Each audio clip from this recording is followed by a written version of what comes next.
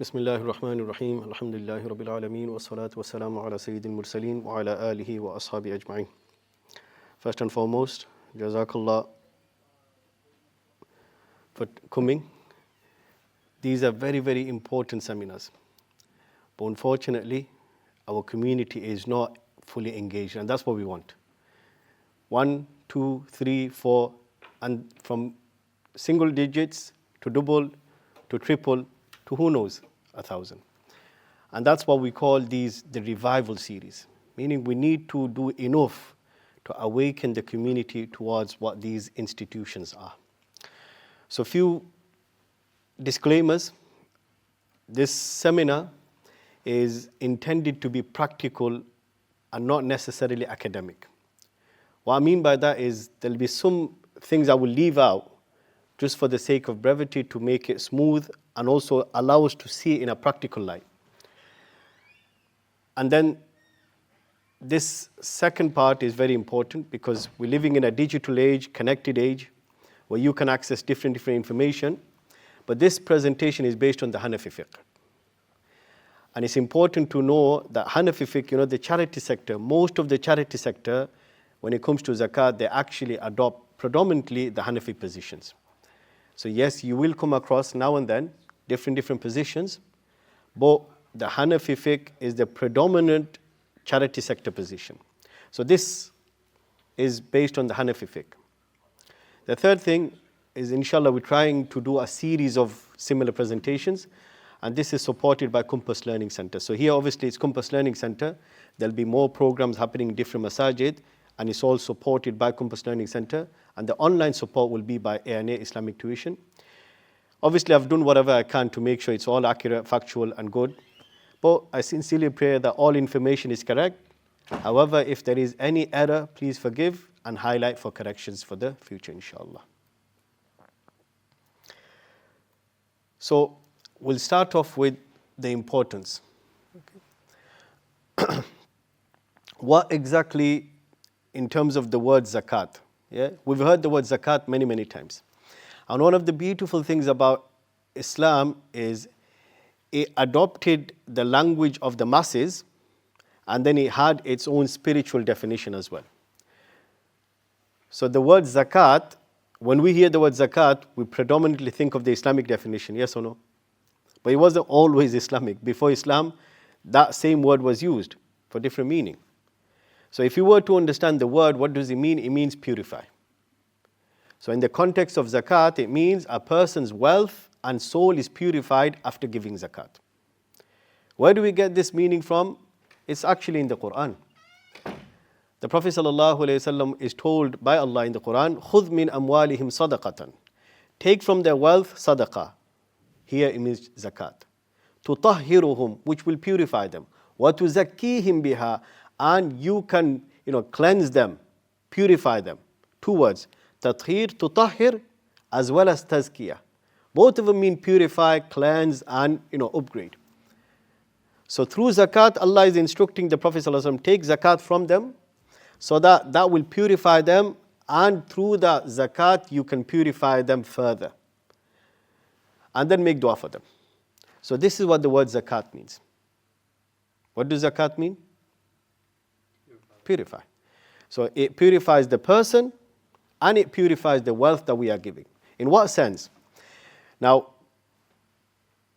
when we give zakat, there is a bit of a challenge. And that's the reason why we're having such low turnouts.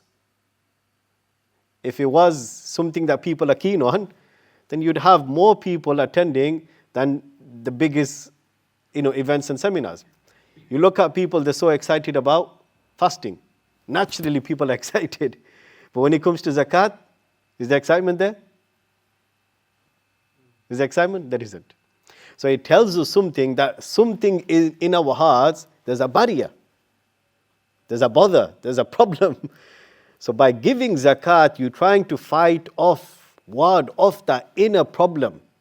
And that's what Allah says, there's a barrier, there's a veil, there's an unclean element that is stopping us. By giving zakat, take it from them. By encouragement or through force, take it off them. And we've got to understand that zakat was taken nicely as well as through force. So take it off them. Whether they deliberately want to give or they're fighting not to give, take it off them, because you will have a cleansing effect. Next one is also a means of barakah.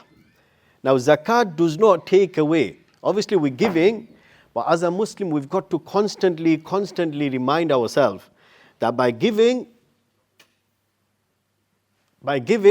you do not lose.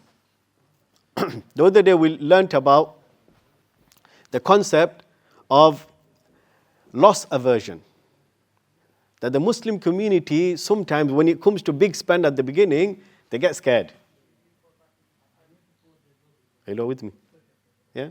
They get scared. They think, if I put too much money in, I'm losing. I've worked so hard to build this pot of money. If I give it away for marketing or investing in people, I'm going to lose all that.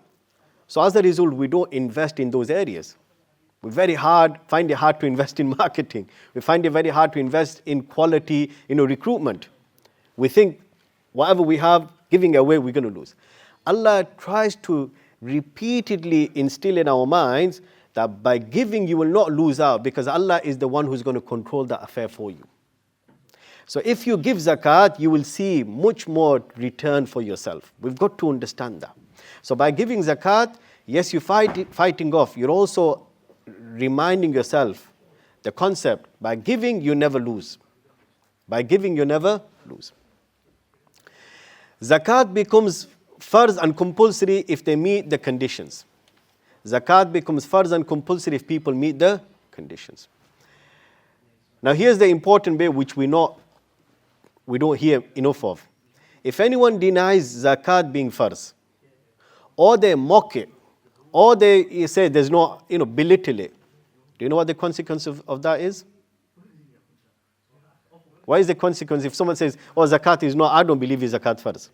What if someone says, what's the point of giving zakat? What big deal? They mock it. Either deny it outright, or they mock it, or they say it's useless. That attitude, what does it lead to? Disbelief. And then zakat is an obligation that will not be forgiven unless it's paid, as it is Allah's command as well as being the rights of the poor. So here we have zakat as an institution which is only two. There are only two things that are the rights of Allah as well as the rights of the people. Every other command, fariza, is actually the right of Allah. Namaz, whose right is it? Whose right? Speak to me. It's not hard. Allah's right. Do people have any rights in namaz? No. You are not violating people's rights. Fasting. If someone doesn't fast, whose rights are being violated? Allah's. People's rights are being violated? No. You don't do Hajj. Whose rights are being violated? Allah's. Not people. But zakat, out of the 5 pillars, can you see, it is the only one where there are 2 violations. Allah's right is being violated, as well as the rights of the people and the poor are being violated. Because Allah says that وَفِي أَمْوَالِهِمْ حَقٌّ مَعْلُومٌ لِلسَّائِلِ وَالْمَحْرُومِ, that Allah has appointed a fixed right in our wealth for the poor, the ones who are asked, and those who are deprived. So Allah is saying that wealth, even though you and I have temporary access to it, there's other people who have rights over that. So I've said, out of all the fara'id, the compulsory acts, there are only 2 where the rights of Allah and the rights of people are joined together. One of them is zakat. Can anyone tell me what the other is? Anyone? What other farz, what other compulsory action is there which combines the rights of Allah and the rights of the people? Something to do with death. Starts with in. Inheritance. That is another act where the 2 rights of Allah and rights of people are combined. Whereas rest of the fara'id, it's only Allah's right. So Allah can forgive, can't He? Obviously, we don't place all our hopes to say, I'm going to violate Allah's haqq and I'm not going to do it and Allah's just going to forgive. We don't think like that. However, Allah is merciful. So when it comes to zakat, you've got to think that we are violating 2 rights. Even if Allah were to forgive, there's another violation that is not going to be forgiven. So we've got to open our minds and think what's at hand is something more serious than normal things. Okay? So zakat is an obligation that will not be forgiven unless it's paid, because it's the right of Allah. Allah can forgive, but it's also the right of the people. Until they don't get the due, Allah will not forgive.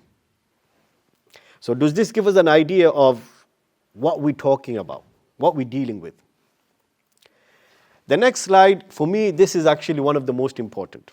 Now, yes, I said I'll make it practical, but one of the most important things for me is to make people realize what a beautiful, beautiful institution Allah has given. There's a reason why zakat has such a lofty position in Islam. And we, inshallah, with your help, want to bring that to the community. Masail will come and go. Masail will, the do's and don'ts. That's the way to do it. That's not allowed. They will come and go. More people will. But what we're not focusing on is this beautiful institution, such a powerful institution Allah has created. We don't feel proud of it. Do you get me? We should feel absolutely thrilled at what institution Allah has given to us. So what makes zakat important? Look at a few of these. It's the third pillar of Islam. We're excited for Ramadan, yes or no? Yes or no? Everyone is making lots of dua. Whether it's in a dinner party, whether it's a business party, everyone is talking about Ramadan. But doesn't zakat come before Ramadan? In terms of pillars? Yes or no? The first pillar is shahada, second is salah, third is zakat. Our excitement for fasting trumps zakat. So we should be excited more about zakat or equally as about zakat. And that's what we want. Do you get me? So it's not about masail only. Are you going to help me, inshallah? Brother, are you okay? Are you going to help bring this excitement to the community? That zakat is a powerful institution. Don't look at it negatively. Think of it positively. Look at it. Second point. Zakat is mentioned 32 times in the Quran. I'll just compare it with fasting. Okay? How many times is Shahru Ramadan, the fast of Ramadan, mentioned? Just to keep it going, I'll answer as well. How many times? Just one place in the Quran where Allah talks about the fasting of Ramadan. Just one place. Whereas zakat is mentioned 32 times. Compare it. Hajj, 6 times in various forms. Zakat is mentioned 32. If we were to take a numerical way, which one is Allah adding more importance to it, just in terms of mentions? Zakat. Third, zakat was prescribed to prophets before us as well. It's not just an institution for this ummah. It was an institution from the time of, all the Anbiya alayhi salatu wasalam. Let me give you some verses so that, you actually feel it, not just Imam Sahib saying. Yeah? For example, Allah says in the Quran, when Isa alayhi salam spoke, yeah? When he spoke in the cradle, what did he say? Inni abdullah آتاني الكتاب وجعلني نبيا وجعلني مباركا أينما كنت وأوصاني بالصلاة والزكاة ما دمت حيا. So the last bit, did you hear a word? Allah ordered Isa alayhi salam to give prayer namaz and give zakat. Similarly, when Allah talks about other prophets, another prophet as an example, Ismail alayhi salam, he says, وَاذْكُرْ فِي الْكِتَابِ إِسْمَاعِيلَ إِنَّهُ كَانَ صَادِقَ الْوَعْدِ وَكَانَ رَسُولًا نَبِيًّا وَكَانَ يَأْمُرُ أَهْلَهُ بِالصَّلَاةِ وَالزَّكَاةِ وَكَانَ عِنْدَ رَبِّهِ مَرْضِيًّا. Ismail alayhi salam. Allah is talking about him, and he says, remember him. And then at the end he says he is to instruct his family to pray namaz and give zakat. So is it just us? Is it just this ummah? It was from all the Anbiyas they were instructed to give zakat. Zakat is the right of Allah as well as the right of the poor. Like I said, only 2 institutions where the combination of Allah's rights as well as people's rights are combined. Fourth, Right, zakat is a criterion and qualifier. And this is actually so, so important. What do I mean by that? Anyone wants to guess? There's no right or wrong answer. Go on. What do I mean by zakat is a criterion and qualifier? It shows how zakat is supposed to have been used by the Muslim community. Anyone? Any idea? So basically, there's a way of giving and there's a way of receiving as well. That's right, but yeah, not this one. That's right, what you said, it'll come later. What it means is that you want to make a judgment call. This is how it's supposed to be. Who qualifies for it? What are you looking out for? So let me give you an example. Building a masjid. Masjid committee, very, very important thing, yes or no? Yeah, there's over 2,000 masajid across the UK. We want the right people leading our masajid. Do you reckon Allah has given any guidance there? He has. And do you reckon in that guidance Allah has included something very important that we're talking about today? Yeah. And He says, this is the verse that Allah says, إنما يعمر مساجد الله من آمن بالله واليوم الآخر وأقام الصلاة وآتى الزكاة ولم يخش إلا الله. Who builds masjid? Allah says, who builds masjid? Only those who believe in Allah. Only those who believe in the last day. Only those who pray namaz. Only those who give zakat. And only those who fear none but Allah. They are the ones who build masajid. So has Allah actually given us a qualifier, a criterion to say if you want to be part of the masjid committee, masjid construction, you need to fulfill these 5 qualities. Has Allah said it? Allah said it. Are we using this as a criterion? How many do you reckon in our masajid as a committee would even know that zakat, how many do you reckon are giving? So you and I should be demanding that if you want to be part of the masjid committee, fulfill these 5 criteria. Do you know where this happens? It happens in Saudi. They made a list of criteria to say if you want to be part of the masjid committee, you must have these qualities. And they've used this Quranic verse. So now do you understand what I mean when I say zakat is a criterion and qualifier?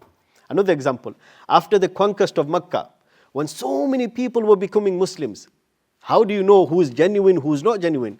Allah says that once they become believers, they declare their faith. فَإِنْ آمَنُوا وَأَقَامُوا الصَّلَاةَ وَآتَوُا الزَّكَاةَ. If they pray namaz and then give zakat, فَخَلُّوا سُبُلًا, then let them off.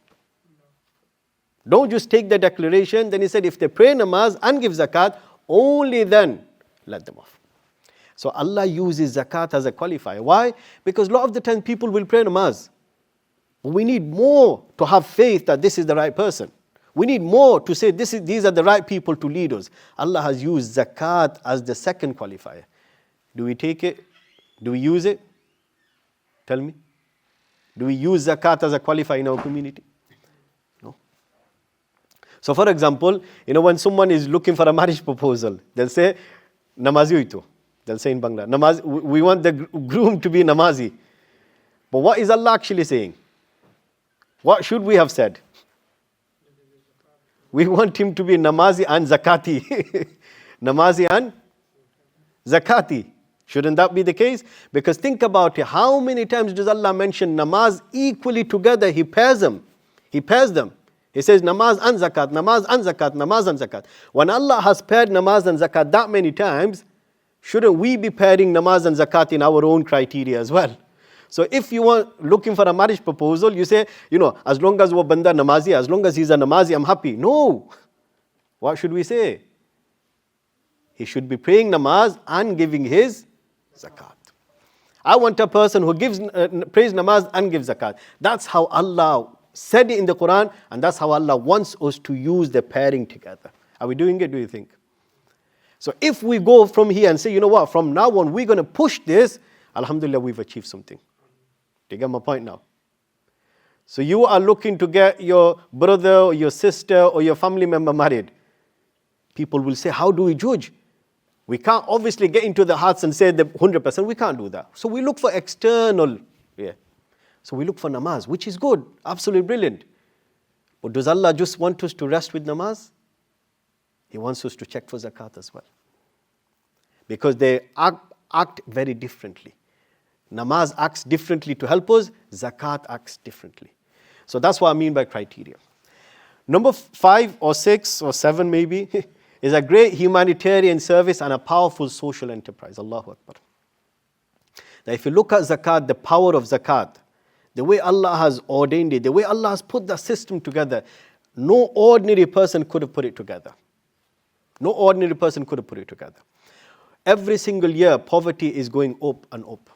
Rich are getting richer, poor are getting poorer. And we hear this. And there is effort, but there's never enough effort to really reduce that gap.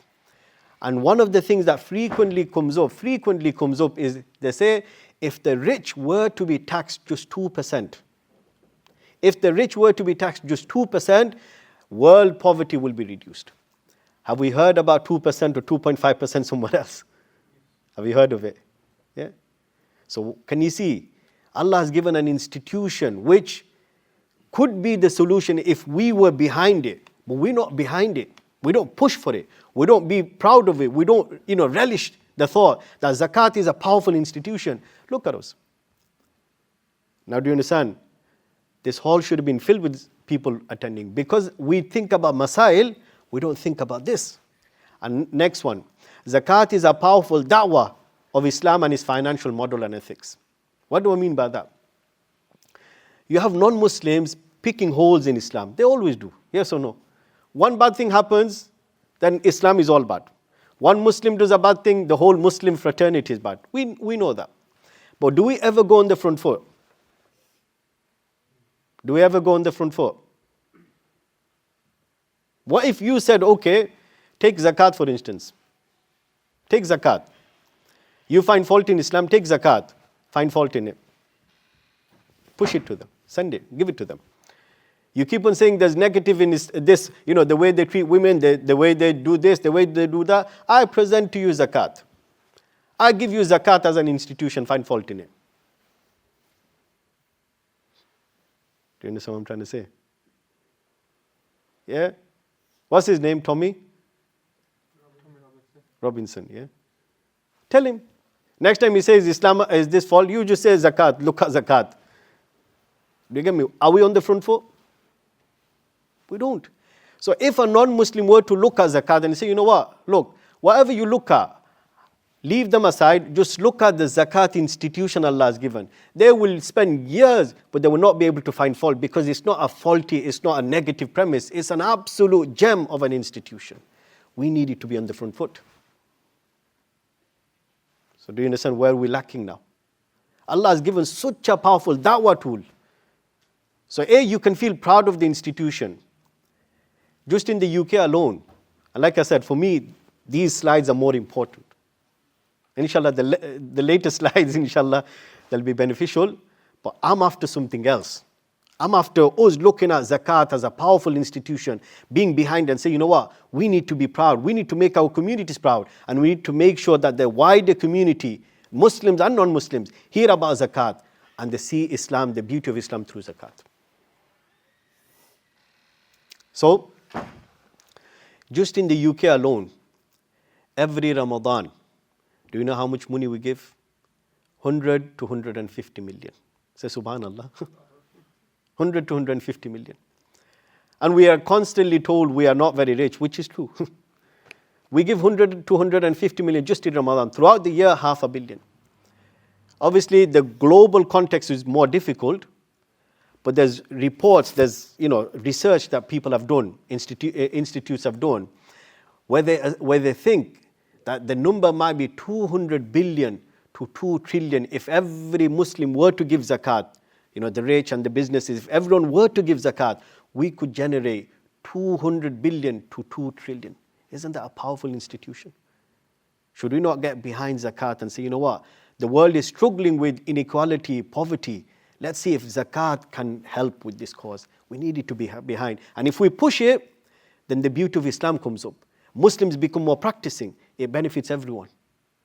And that's what we want, inshallah. And lastly, zakat is very strong character reformer as it wards off miserliness and greed. People I know, Allahu Akbar, I've been an imam for just over 20 years. And sometimes you hear innocent questions. And it tells you that people are praying namaz after namaz after namaz, but when it comes to zakat, for years on end, they're making sacrifices for namaz. waking up Fajr, absolutely cold, freezing water, freezing temperature. They wake up, go to the masjid for namaz. When it comes to zakat, those same people, totally neglectful. We need to pair it together, don't we? Just the way Allah did it. Yeah? Allah talks about it as a pair. So this is what we hope to take away, inshallah. Do we feel the importance of zakat in our hearts, inshallah? Yeah? Now here's the warning. Okay? Now why should we get behind pushing zakat? Because not only is the positive side, we've got to look at the scary side. The beauty of Allah is not just a giver, He's also an avenger.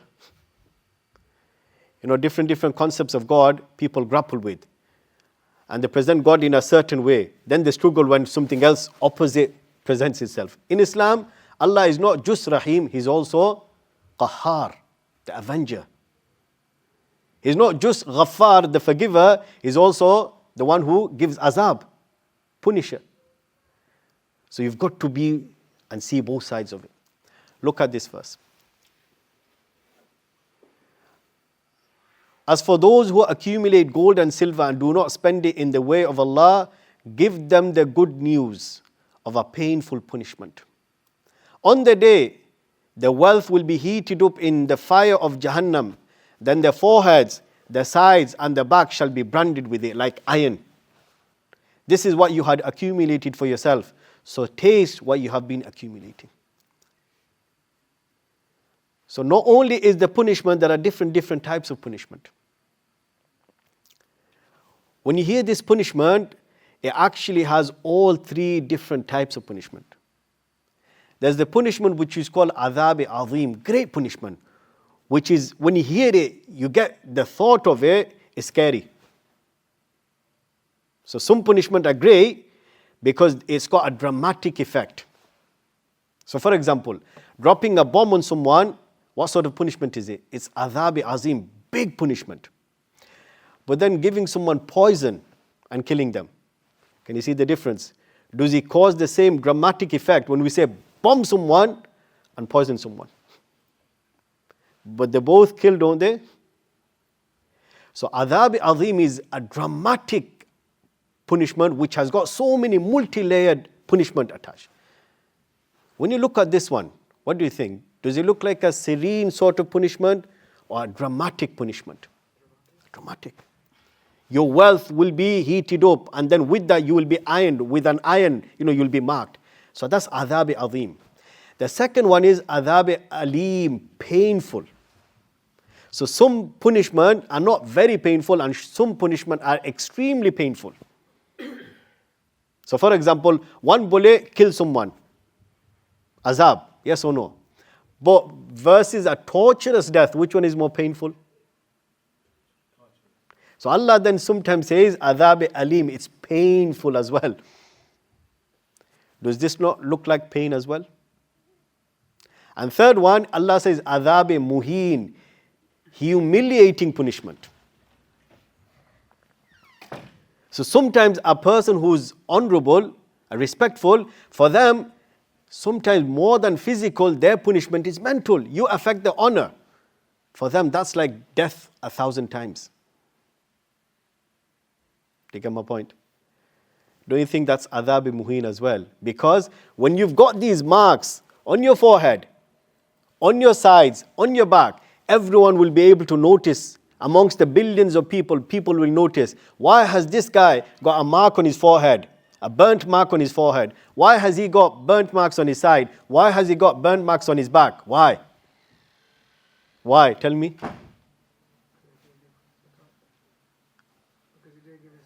So amongst the millions and the billions of people, maybe even trillions of people, when you and I stick out with a sign, iron mark on forehead, back and side, everyone will know this person never used to give zakat. So isn't that humiliating as well?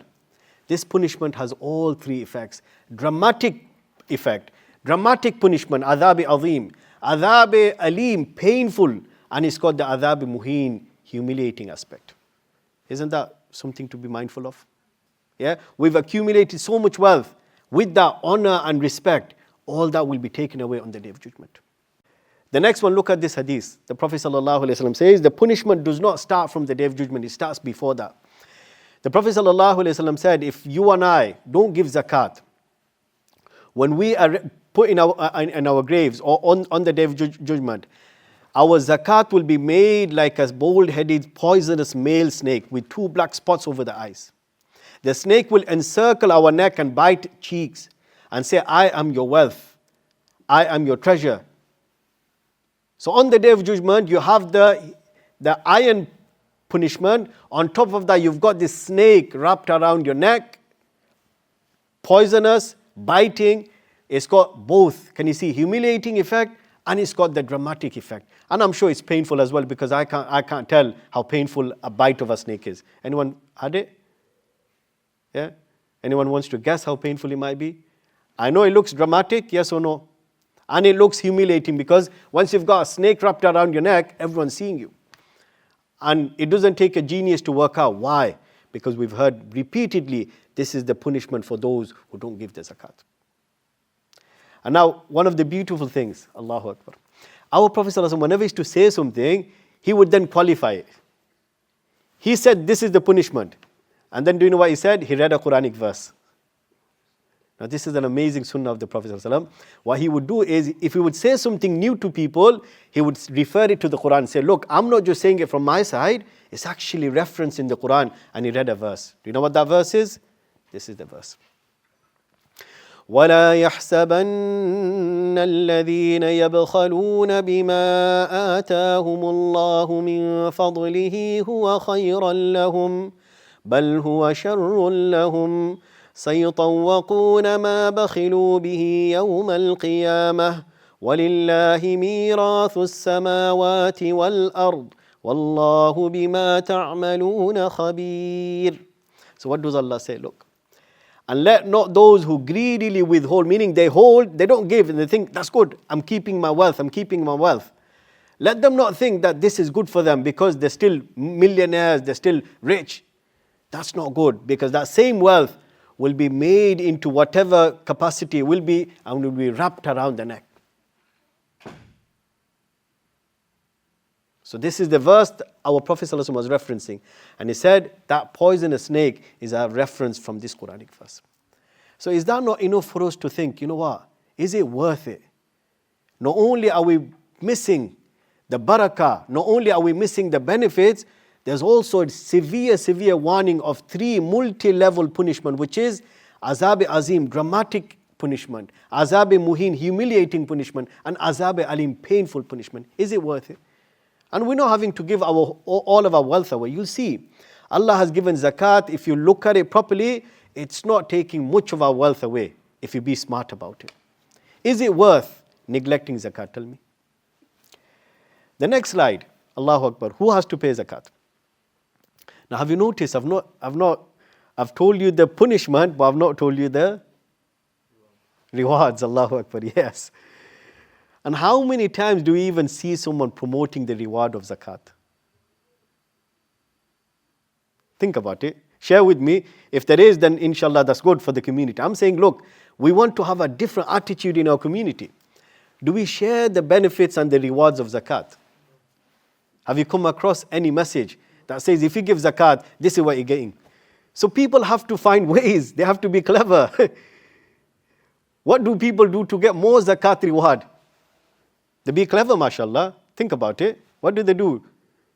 What do they do to get more reward for zakat? Come on, I'm sure you lot do as well. Pay more. Pay more, okay, very good. Yes, I don't think many do, but yeah. But a large majority of the Muslim community do that to get more sawab for their zakat. Ramadan, they give their zakat in the month of Ramadan. Is that not correct?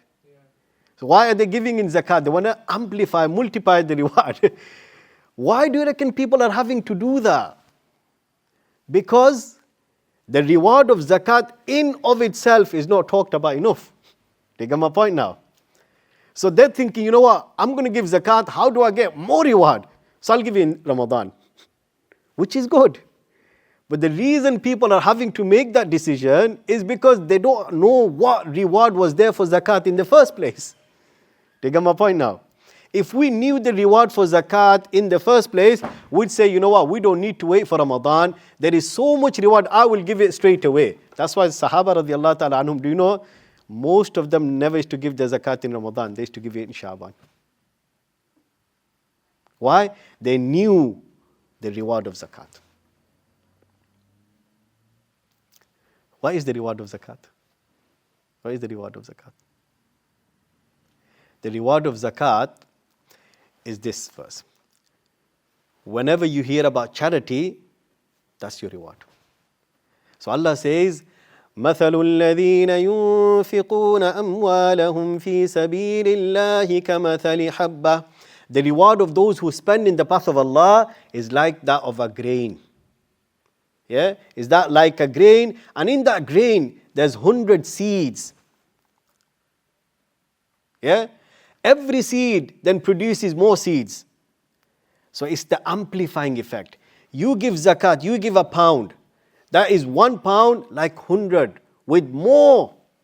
So you're talking about thousands, possibility of thousands. And you know what the greatest part is?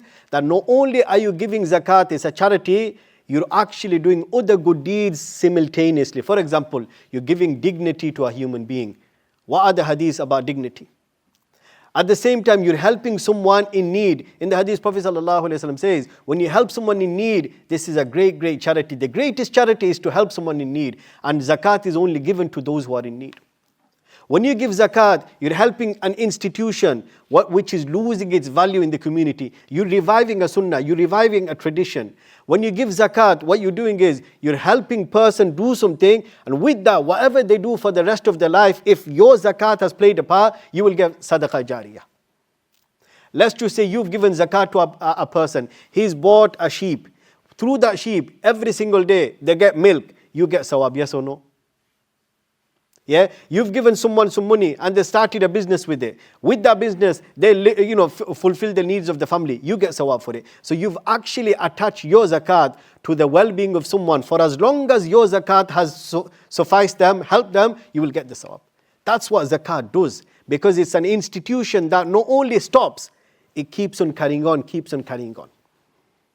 So if we understood zakat like that, yes, Ramadan will give us more.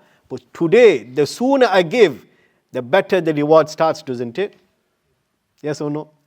So the more days I get of this sawab is better rather than waiting for Ramadan. If I give to a hungry person today, he eats, that's sawab. He buys something and he provides for his family, that's sawab straight away amplified. You've lost 15 days, 20 days by waiting for Ramadan. Zakat is a powerful institution. So like I said, I know I'm laboring on those parts, but for me, they're very, very, they matter so much. And I hope we go away with that, inshallah. Do you lot want to be part of the zakat revival team, inshallah? Yeah? Inshallah? Okay. May Allah reward you all for your intentions, inshallah. Now let's get into the masail part. Who has to give zakat? We know that, okay? So the way I'm going to go about it, I'm going to share some, and the common mistakes I'm going to highlight so that we don't fall into those mishaps as well. Who has to give zakat? Look at the criteria. Muslim, that institution is only for Muslims. Number 2, baligh. Pay attention. What's the word? Baligh. What's the word? Baligh. Sane person. Obviously, if you've not got ability to decipher, we have people who don't have mental capacity. Allah has not burdened them. Number 4, sahib nisab. This is a crucial word which we'll explain later on. And lastly, the individual remains a sahib nisab after a full year. So you wait for a full year. Remember, we constantly hear zakat, you have to wait 12 months. This is the last condition. So as a whole, who are the people who are going to pay zakat if all these 5 come into place? Number 1, you're a Muslim. Number 2, you're baligh. Number 3, you're a sane person. You have the mental capacity and the ability. Number 4, sahib nisab. You have wealth equal to the nisab. And lastly, you've had 12 months. After that 12 months, you still have nisab, wealth equal to nisab. Only then you will give zakat. So how many? Number 1, Muslim. Number 2, baligh. Number 3, sane. Number 4, wealth equal to the nisab. And then you waited 12 months, and after that 12 months, you're going to do a second check. If after 12 months you still have wealth equal to nisab, only then zakat is compulsory. Yeah. Now, what do you reckon out of these requires a bit of explanation? Baligh. This is where we have a mishap. Mishap. As soon as you and I become baligh, or anyone becomes baligh, all the religious laws become applicable. Yes or no? Now, question is, my child, my young little child, my innocent little young child, who's only 15 years old. I'll say it again. Isn't that how we approach our 15-year-olds? My chota, nanna, munna, pyara, bacha.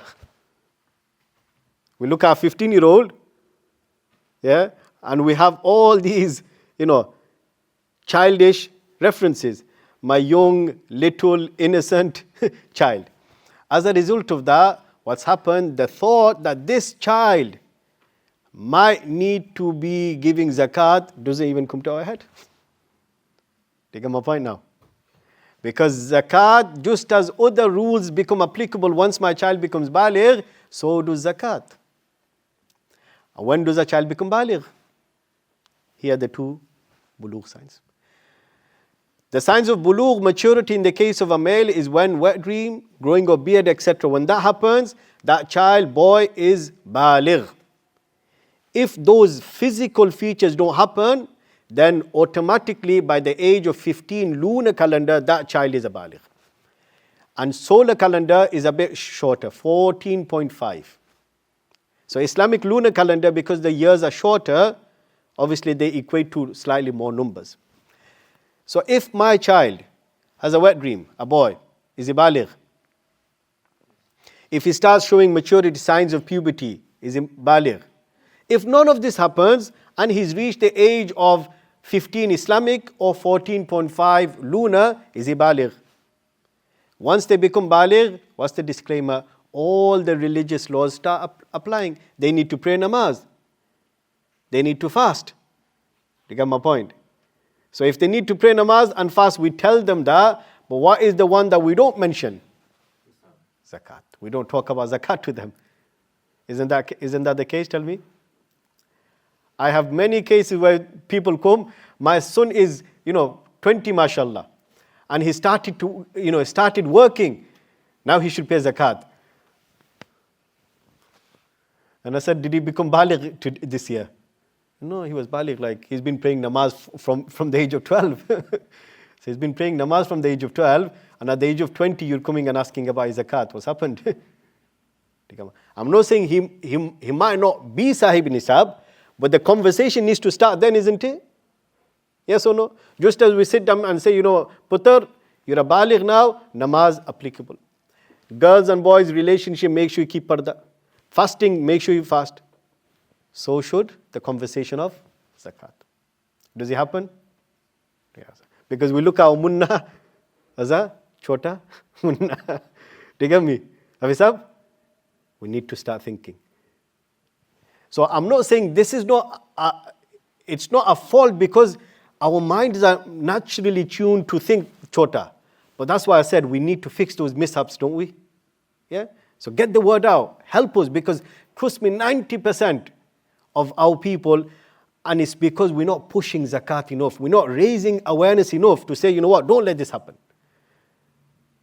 So if my child is baligh, boy or a girl, and how is a girl baligh? In the case of a female, it begins at monthly menses. Or if they don't have menses, 15 years of Islamic or 14.5 of solar. If they become baligh, the laws of Islam start applying. Should we have the conversation about zakat with them? Yes. Doesn't mean they give zakat straight away. It means the conversation starts. So that's one. Are we going to try to fix this error in our community, inshallah? Are you going to help me? Yeah? What do you think? Let's do a quick poll. What do you reckon? Do you reckon a lot of people are aware? Or is it going, misunderstood in the community? Yeah? So if we can help people realize that, we need to understand and start doing it from that age, we would have done a great service for the community. Next one, zakat nisab. We said, if you be sahib nisab, sahib means a person of, owner of. So the crux is the word nisab. Mullah, is everything online okay? Yeah? How many? One. Allahu Akbar. 20 plus registered, but we don't have many. Okay, well, it doesn't matter, inshallah. Yeah? So we said the first condition is Muslim, we're all Muslim. The second condition was sane, because that's easy to qualify. Third one was baligh. Once they're baligh, what's the fourth one we need to look at? Sahib nisab, whether they have nisab, yes or no. Now this is the bit we need to understand a bit more. Nisab is the threshold to determine if you have to pay zakat or not. What is nisab? Nisab is the threshold to determine whether you need to pay zakat or not. So zakat is not applicable for everyone. You have to have minimum amount of wealth to qualify. That we call nisab. You have to have minimum amount of wealth to qualify. That we call nisab. If your zakat wealth after deduction of debt and liabilities is equal or more than the nisab, then you are classed as sahib nisab. So what's the term we're going to remember, inshallah? Sahib nisab. Who is a sahib nisab? Anyone who has wealth equal after taking the debt off and the liabilities. We can take two things off, debt off and liabilities. So you look at your wealth, you see what I have, and then you take some debt off, liabilities off, and then say, what am I left with? What you're left with, if it is more than this gold nisab or silver nisab, that means you are a sahib nisab. Yeah? Does it make sense? Now the problem is, how many nisabs do we have? Look at it, how many nisabs do we have? Two. One is a gold nisab and one is a silver nisab. Now having two nisabs wouldn't have been a problem, but there is a problem. If the nisab is the minimum which qualifies us as sahib nisab, and then we have to pay zakat, there's a big problem because there's such a massive difference. Isn't it? Look at the gold nisab. In today's rate, roughly, because it fluctuates, so it could be a bit up and down, roughly we're talking about £6,500. So if we were to strictly take the gold nisab, how much wealth after deduction should I have to be a sahib nisab? Speak to me. If you speak to me, it'll go easily. Okay, otherwise it might become a bit torturous. So if we were to take the gold nisab, how much wealth after my deduction should I be left with to qualify as a sahib nisab? Roughly £6,500. So that's a quite high bar, isn't it? If we then adopt the silver nisab, look at the nisab, how much is it in equivalence? 500. So don't we have a problem? The discrepancy is a problem, isn't it? What if someone has 3,000? What if someone has 3,000? Based on one nisab, they qualify. Based on another nisab, they don't qualify. So we have a problem there, don't we? Yes or no? So do you want to ask me any question about that? Or shall we move on? How do you fix it? That's one good question. Another good question might be, why did we even have that? So I'll answer the first one, which is simple because I'm not going to labor on it. The reason it was, when Prophet ﷺ mentioned gold and silver, at that time they were the dominant currencies. And the ratio of difference was not very much. It was 10. So between gold and silver difference, gold was 10 times more valuable than silver. So when the Prophet ﷺ gave the nisab, he actually said 20 dinar and 200 dirham. So effectively the same, because dinar is gold and dirham is silver coin. So he said 20 dinar and 200 dirham. So in terms of worth, they're both the same. Isn't it? Do you get me? So 20 dinar is equal to 200 dirham. So he gave the two nisabs because someone might not have gold coins. They might just have silver coins. So he said, silver coins, if you want to follow, 200 dirham. Gold coins, if you want to follow, 20 dinar. Effectively, the end is the same. But since then, what's happened? The gold and silver difference was 10 times. Now it's like 100 times. In fact, more. Over time, the gold and silver price has really shifted apart, unfortunately. So that's why we have a very, very different discrepancy here. Do you get it? So now ulama had to come out with a solution. What did they say? They said, in the Hanafi position, they say, when you've got only gold, you adopt the gold nisab. When you've got only silver, you adopt the silver nisab. If you've got mixed wealth, you adopt the silver nisab. Does it make it easy now? You've got nothing but gold, you take the silver, gold nisab. You've got nothing but silver, you take the silver nisab. If you've got mixture of wealth, which means you've got maybe gold, maybe silver, maybe coins, maybe other things. If you've got mixed wealth, which one? Silver. Does that make sense now? Does it make a practical solution to the community? Yeah? So that's why it's important. There are two nisabs, and the reason they were given at that time, it didn't make much of a difference. They were the same. But over time, the price difference has really, really shifted. As a result, we're left with a varying, massive difference. Now, here's a misunderstanding. Okay? If a child becomes baligh, then all the religious actions become necessary, like salah, fast, etc. So, zakah will also become farz if they own wealth equal to nisab. Yes or no? Yeah? Now, does it matter if they've earned it? If they own it, however they've got it. So can you tell me from your own side, how can a child have wealth? They don't always need to earn it. Yeah? If do you not give gifts to your children? If you've got children. Yeah? If you give gift, then can it not be that they might have 500, 600 pounds? Is it not possible to have 600 pounds? It's possible. What if someone, like, the child trust funds, what if they invested under 18, they didn't have any money of their own, but it was invested for them, suddenly they look at it and it's 1,000 pounds. So whether they've earned it or not doesn't make a difference. If they own that child owns it, it's theirs. However it's come to them, that's their wealth. So therefore, if they've got more than the nisab, they've got to pay zakat. So do you think that's a misunderstanding? Can we get this slide out to the community, inshallah? Do you think it will do a service to the community if you get it out? Yeah, that's one misunderstanding. The second misunderstanding is this. You should only use gold nisab to decide whether you are sahib nisab if you only have gold and no other form of zakatable wealth. Other zakatable wealth are money, silver, business stocks. Do you think this is a misunderstanding in the community? Why? Yeah? A lot of the time people will say, my daughter or my wife, she doesn't need to give zakat. Why? She's not got 7.5 tola of gold. She's got less. So they disqualify it. They say she's got less than 7.5 tola of gold, so therefore there's no zakat on her. What have we just understood? That zakat, you only take the zakat, gold in nisab, if the only wealth you have is gold. If you've got mixed wealth, then which one? Silver. Now, don't you reckon our lady folks have other wealth? Would they not have money? Would they not have a silver chain maybe? Would they not have any other business? Yeah? So if they've got mixed wealth, suddenly what's happened? You put that together and you take the silver nisab.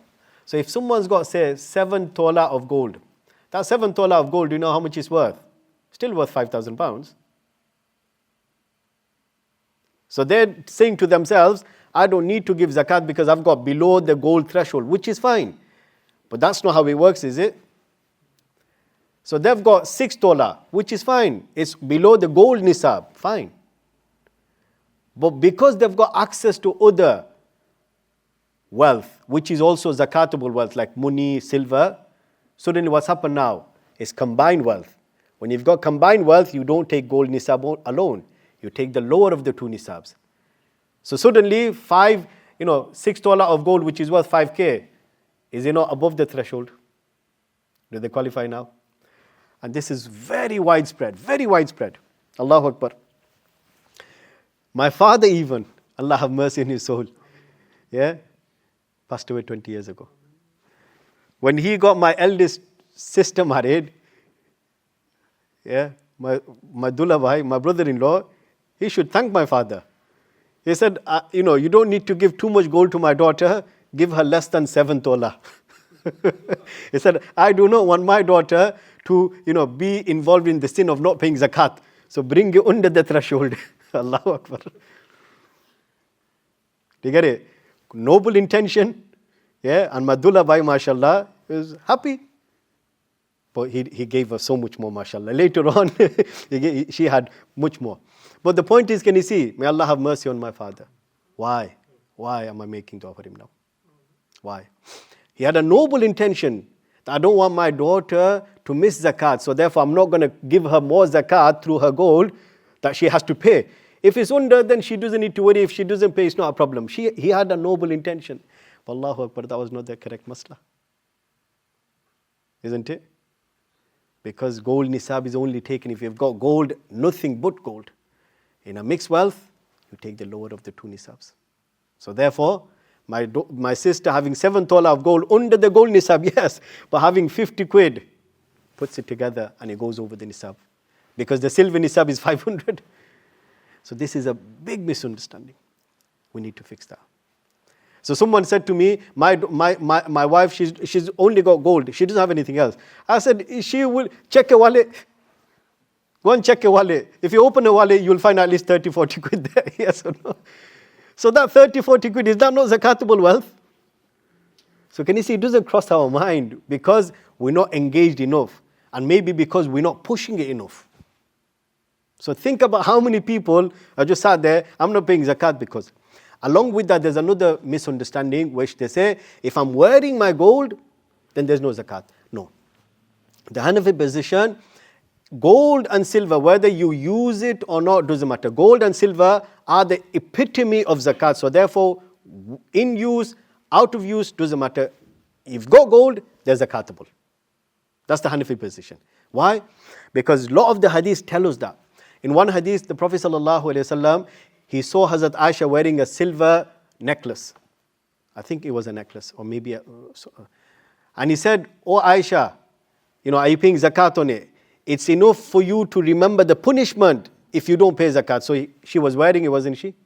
And the Prophet reminded her of the punishment. So it tells us that wearing or not, zakat is applicable to gold and silver. Another hadith where a lady came to the Prophet ﷺ and she had a young daughter. And the young daughter had 2 bangles, gold. Our Prophet ﷺ looked at her and straight away said, "Are you paying zakat on them? Is she wearing them, yes or no?" And he looked at her straight away and said, "Are you paying zakat on them?" And then he mentioned the punishment. The lady mother got scared and he said, "Ya Rasulullah, take it, you use it for whatever."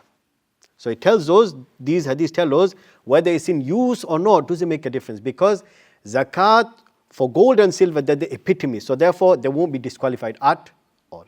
So is that a misunderstanding in the community? Can you lot help me? What do I want? We want this to get out to the community. Does this poster look okay if we were to make this into a poster?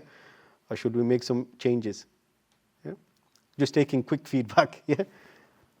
Okay, next one. Another question is, what wealth to take into account? Some of you already know.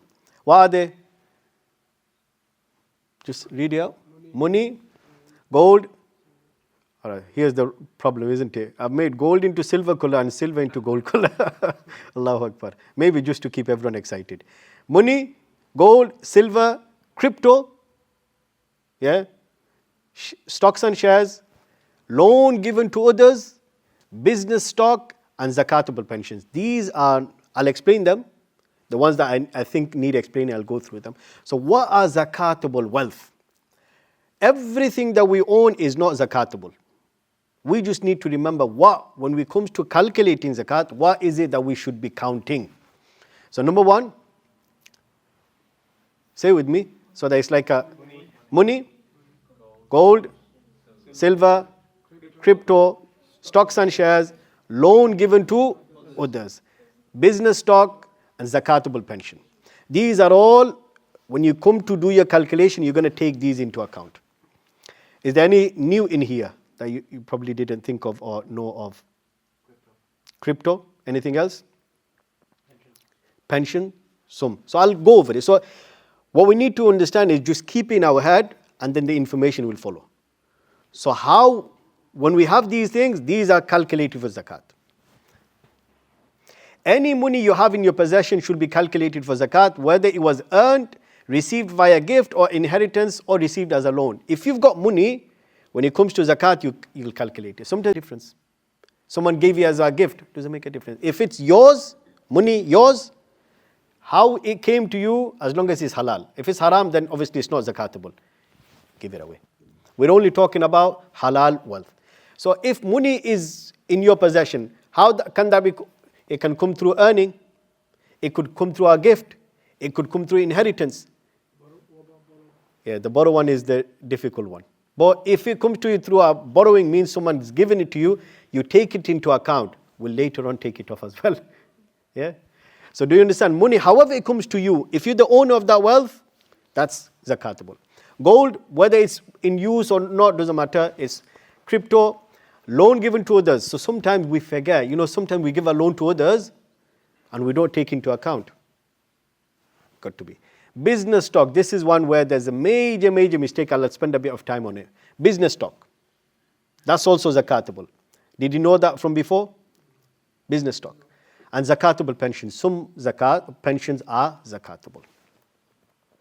Now let's take one at a time and explain which one I feel is the most important, or where there's the biggest mistake happening. Yeah, I might not be able to do justice to everything, but I'm trying to, like I said, make sure our community is fit for zakat. We're doing it correctly. And we can all work together to make sure our community is robustly delivering zakat. Business stock. Business stock is any item, big or small, single or multiply, raw or finished product bought with the clear intention of selling. That's called business stock. Amwal tijariya. Wealth, the tijara, the product of business. Business stock. So let's hear that definition again. Any item, any business stock is any item, big, small, single, multiple, raw or finished. Raw or finished. You go with the clear intention of selling on. That is business stock. So when it comes to zakat, you calculate that as well. You calculate its value. Now let me give you one example. If someone trades in cars, he or she buys cars to sell on with the intention of selling them. All these cars are business stock, yes or no? So do you reckon our community is mindful? Tell me. What about, give me some other context of business stock now. We'll come there. I've actually made an example of it at the bottom. So we're talking about finished, furnished, ready to sell products now. A car you bought to sell, ready. You're not changing anything. Give me some other example of buying with the intention to sell. Anything? Gold. Anything else? Clothes. We have retailers of clothes, don't we? Anything else? Property. Anything. So this is where anything you buy with the intention to sell on, that's business stock. That's business stock. You go to Sonali supermarket, all the items there, are they for display? Or are they for selling? So the owner bought it to sell on. That means when it comes to zakat, he's got to add the value of those items. You might have in your businesses, in your families, who are running a business with the intention of selling stock, but they're not giving zakat on the item because they're not mindful. They're just thinking money and that's it. Business stock is a big, what's the word? Error. I was looking for a big word, but after all these big, the big one didn't turn up. Eh? So do you reckon it's happening in our community? All the business people should have been here. They should have thought, Mullah Sahib, how do you, I've got this stock, I've got that stock, how? And they should be even asking for zakat consultation, like VAT consultation and finance. How can we make sure our liabilities are low? It's not haram. Allah does not say you're not allowed to be smart with your financial planning. You can be. Take my point. So businesses should be here, Mullah Sahib, if I've got to give zakat on my 100,000 pounds of stock, what is the best way of making sure that my liabilities are reduced? It's fine. So we need to have zakat accountants as well. And there's nothing wrong in that, because you have to make sure everyone is looked after. But is there anyone here? You get my point now. So we need to get it out to the community. Anything you buy with the clear intention of selling on, that's business. Whether you have a business that sells it, whether you're just a gentleman, we saw something, oh my God, in Asda they're selling fantastic, £50 item, £5, I can sell it and buy and sell it on. That item is zakatable as well. So say I paid my zakat and the year starts again, and say halfway through that year I buy some business stock, sell it. Do I pay zakat on it at that point, or do I wait for the full year? So I will explain how. So the way this one goes, first I'm introducing different ideas. Okay. Then it's going to come to a point how we calculate. Okay. Inshallah. So that will be a practical one. Yes, Farooq? I'm going to take questions at the end. Are you going to forget it? No, it's related to this. What if your stock is virtual? Yeah, it's going to come at the end, inshallah. Virtual stock. Yeah. Like an item. Software and stuff like that. Yeah. Yeah. Anything. So what they say is anything, whether it's virtual or physical, or anything that so a software you want to sell on, it's all part of business stock. Because anything that's productive wealth, what means anything that can make you money, that's zakatable. Anything that can make you money, that's zakatable. Simply put, anything that makes you money, that's zakatable. In Islamic terms, we call it male nami, productive wealth. So you bought a software to make money on it, didn't you? Yeah. So if you buy it to use for yourself, no zakat. If you buy it to sell on and make money, that's productive wealth, there's zakat. So I just wanted to highlight this. So any person who's got a business, they're selling stuff, zakat on it, yes or no? Any individual, not a business person, just one-off, bought something to sell on, is that item zakatable, yes or no? Yes. And lastly, this is the one that our industry, our people, raw material bought with the intention of making a product and selling on. Does the answer? Yes, takeaways, restaurants, they don't buy a burger, do they? They don't buy piri piri chicken. They buy raw material. And then at the end, they'll make something to sell on. So is the zakat on the raw material, yes or no?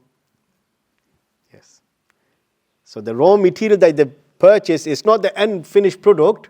They're going to sell something else, aren't they? Or give me another better example. Let's just say, what is it? Anything, say oil. You buy oil to make something out of that.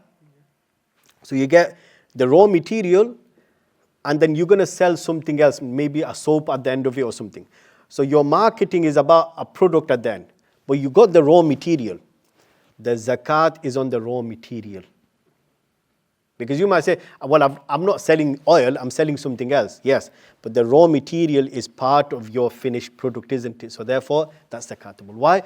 You're going to use that to create money for yourself. Anything that you use to create money is called productive wealth. There's zakat on it. Does that make sense now?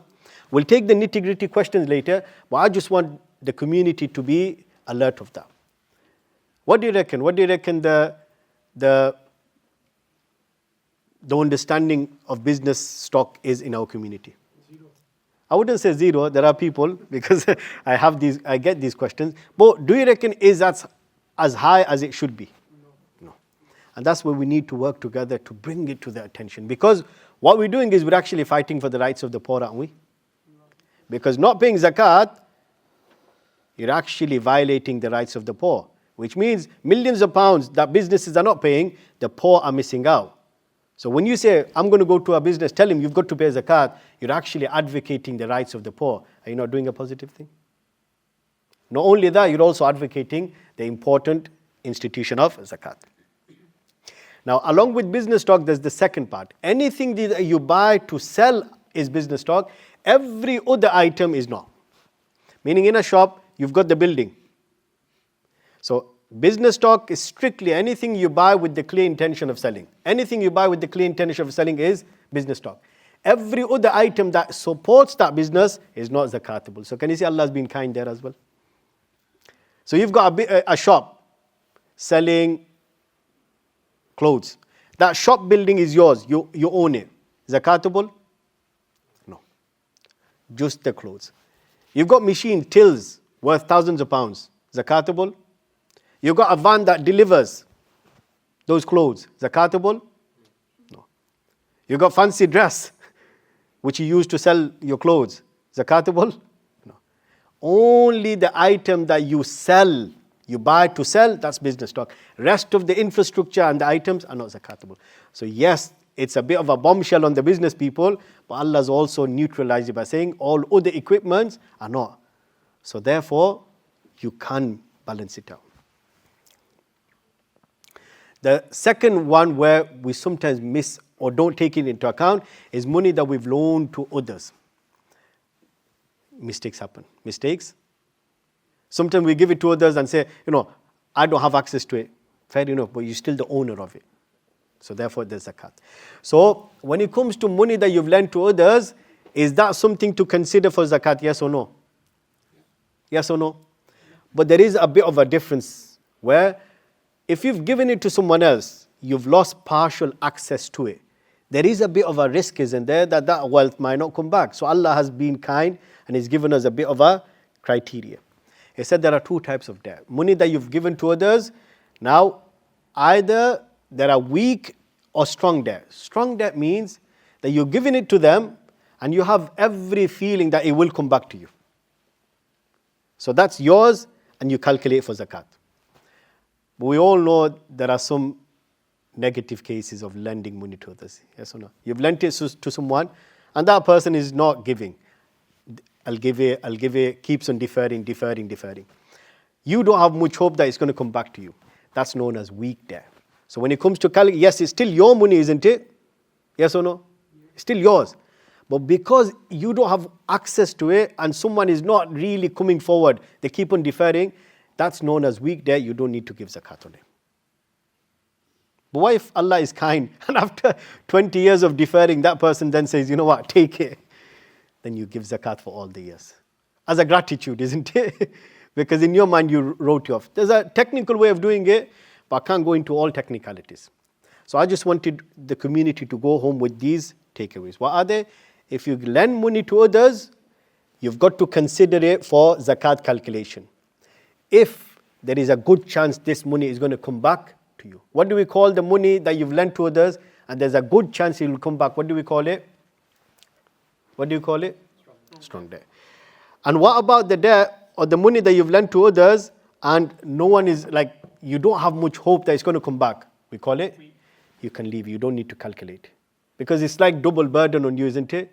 You've lost money and then you've got to give zakat. Allah's not going to burden.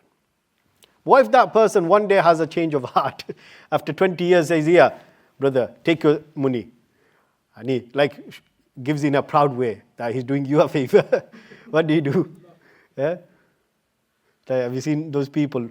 They take money off you and then when they give it back, it's like they're doing you a favor. Yeah, Rakila. You know what Rakila means? It's like doing you a favor. Yeah, keep it like a tip.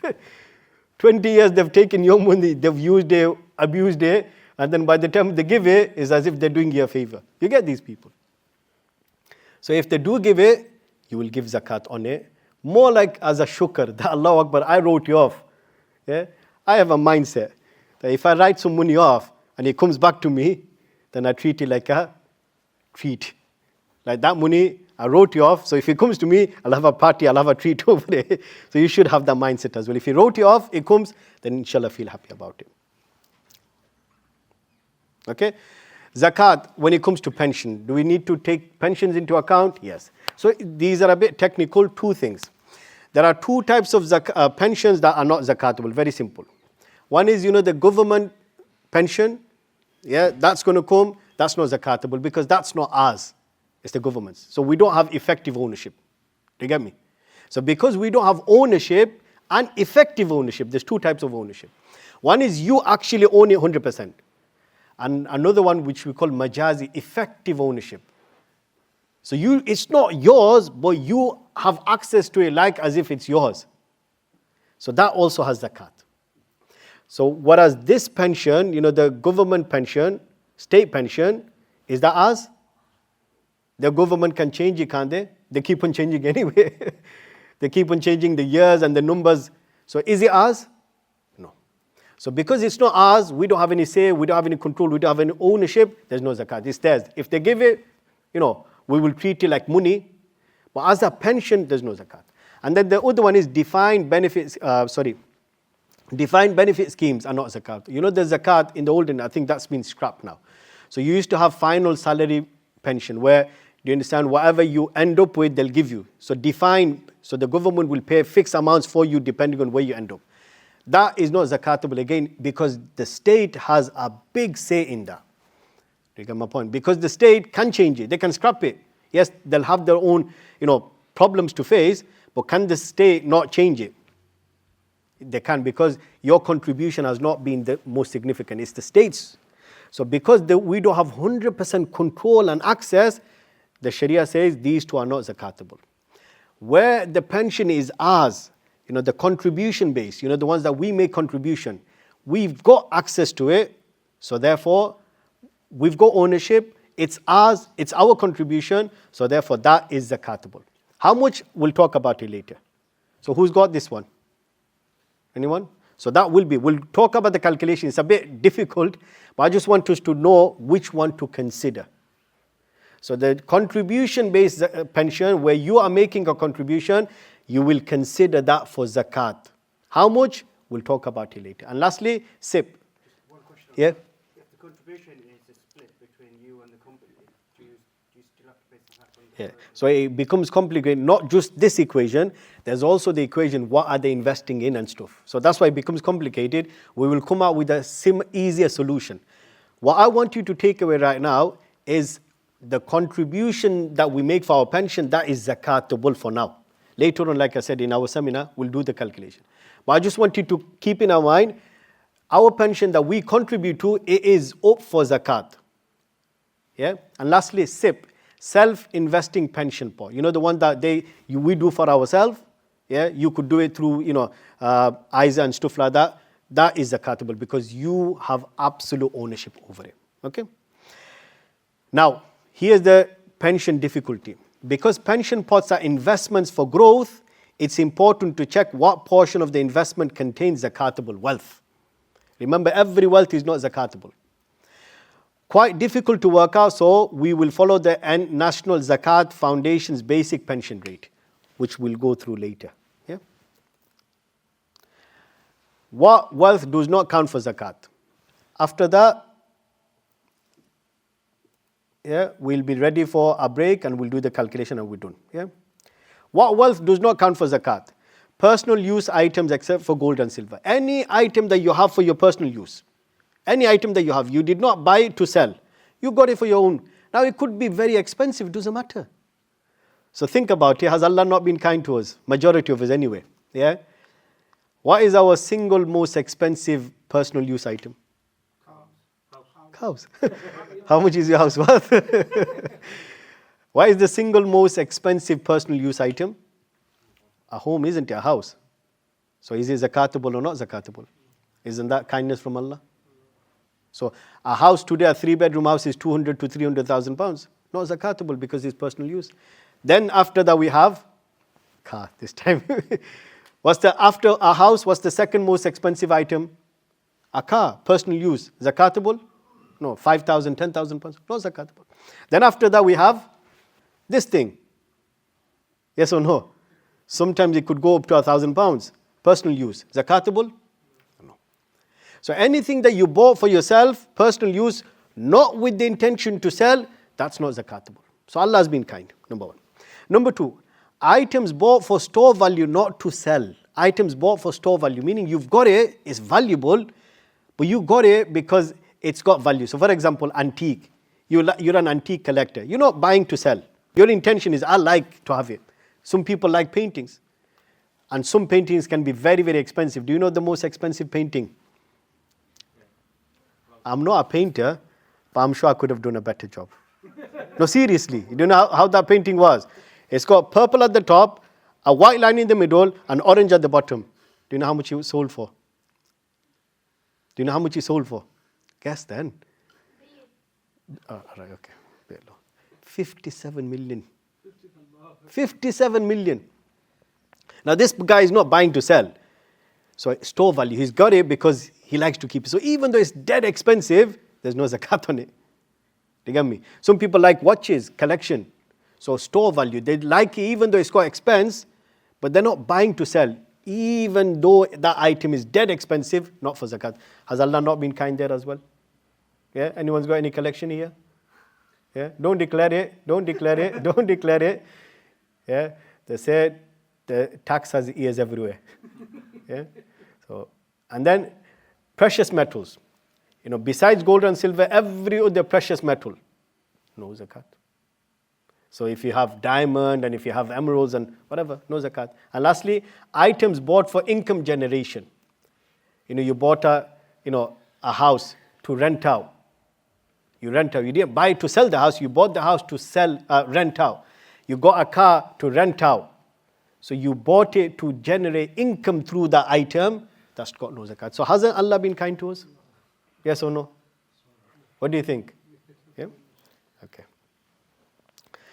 Now, what are the liabilities we can take off? Yeah? When it comes to liabilities, there's two things to consider. Debt and liabilities. So you can take debt off and you can take liabilities, the item that you need to pay someone immediately. These are liabilities. You know, the things that affect our living, you know, the expenses for our immediate living, these are known as liabilities. And debt is when a bill is already invoiced, that's a debt. So someone gave me £2,000 and he said I need to pay back. That's a debt, yes or no? Yeah. Someone did some work for me and they billed me. They said that's the invoice, £1,000. What is that? Any item, any work, anything that you have been billed for, do you know what that is?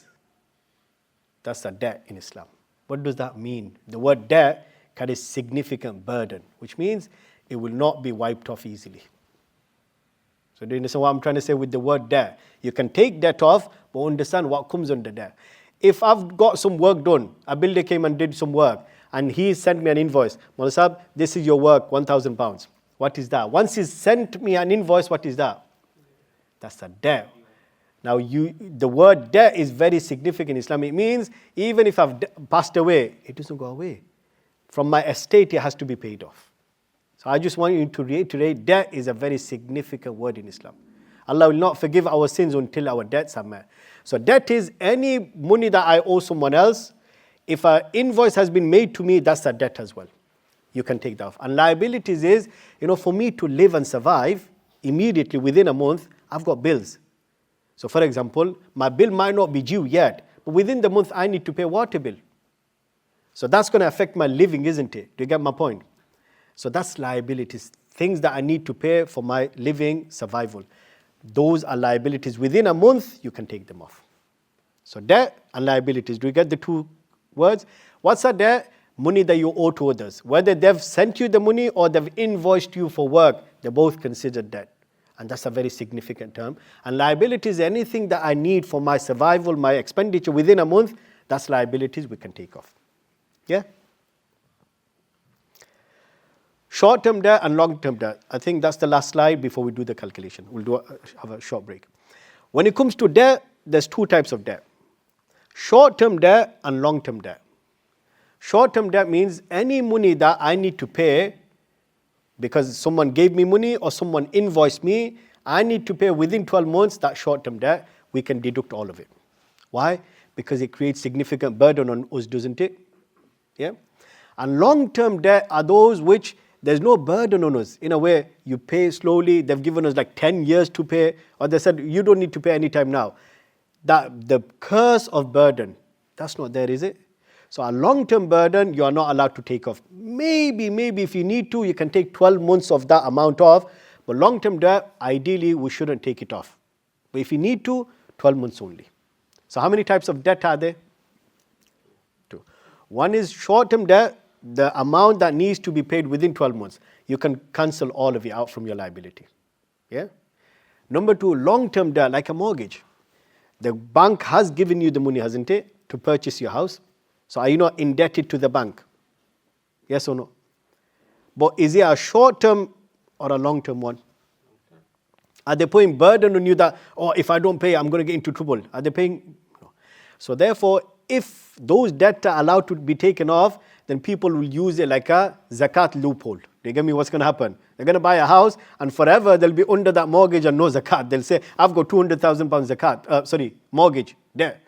So Sharia has not considered that, because debt is only taken off because it creates a burden on you. Does a mortgage create a substantial burden? No. It means they're not coming after you. They're not putting pressure. You fulfill your installments and that is done. So if there is a long-term debt, what's another example of long-term debt? Car finances, yes or no? Yeah. So obviously we're wanting the halal one. 5 years. Is there any? So can you take all of the finances off? No. Maximum, if you need to, only 12 months.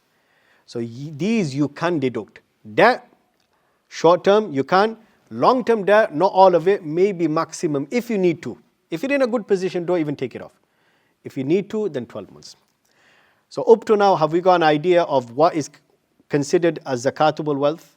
The importance of zakat, what we need to consider, what are the mishaps we need to overcome, and lastly, what wealth we don't need to count, and what wealth we can extract and exclude from our zakat. Have you got it now?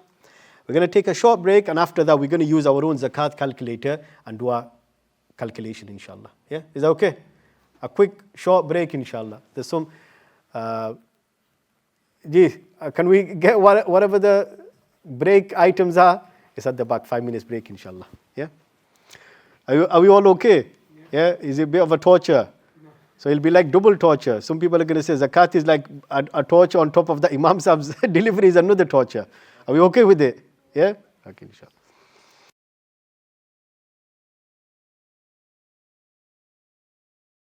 We've got an idea of what zakat is, the importance of zakat, the wealth that we're supposed to count.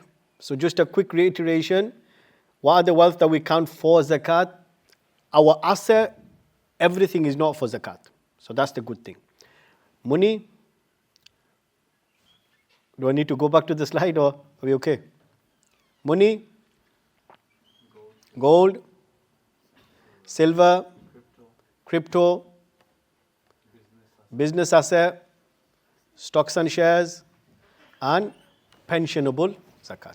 So these are the items that we consider for zakat.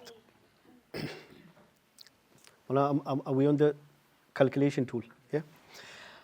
Can you just open the calculation tool on the... Okay.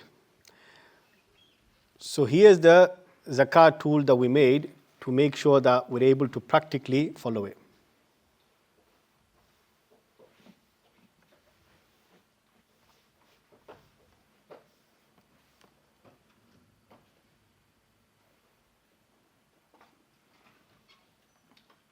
Okay. So let's take it. Okay. So now we're doing the calculation. So what's the first thing you look at? You look at money, don't you? You look at what money you have. Yeah? So here, first, you're going to put together all the cash that you have. Am I okay for sound? Lady side, everything? Yeah? Okay. So we're going to take into account what cash we have. First check, bank. Yeah? You check all your bank accounts to see. So when you do your calculation, when you sit down to have your anniversary, zakat calculation date, you will take into account all the money in your banks. Number one. Number two, any cash at home. Any cash at home. Number three, you also check your wallet. Why? Because sometimes people might carry £100 in their wallet. Is that not zakatable? So trust me, there are a lot of people, when they do the calculation, they don't take the wallet out. If that's got 100 quid in, is that not zakatable 100 quid? So you need to take money out of your wallet. Here's the best one, foreign account. A lot of people have so much money in foreign accounts, especially us, yeah? Bangladeshi heritage and Pakistani heritage. We might have, not millions of pounds, but millions of rupees and millions of taka. Is that not zakatable? How many people do you reckon even consider that? Yeah. And this is the nice innocent one, foreign currency. Foreign currency. So one guy, mashallah, may Allah have mercy on him, 70 years old. So when I did the zakat talk in the masjid, so I said to everyone that you need to give zakat and make sure you do.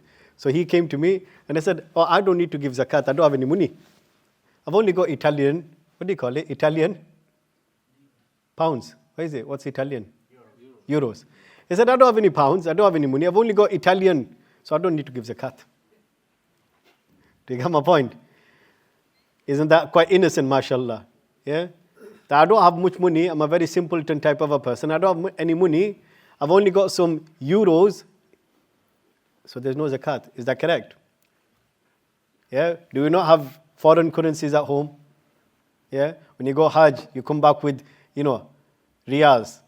Every money, whether it's in foreign account, whether it's in under the mattress, every cash you take into account. Whether it's pounds, whether it's other currency, everything is zakatable.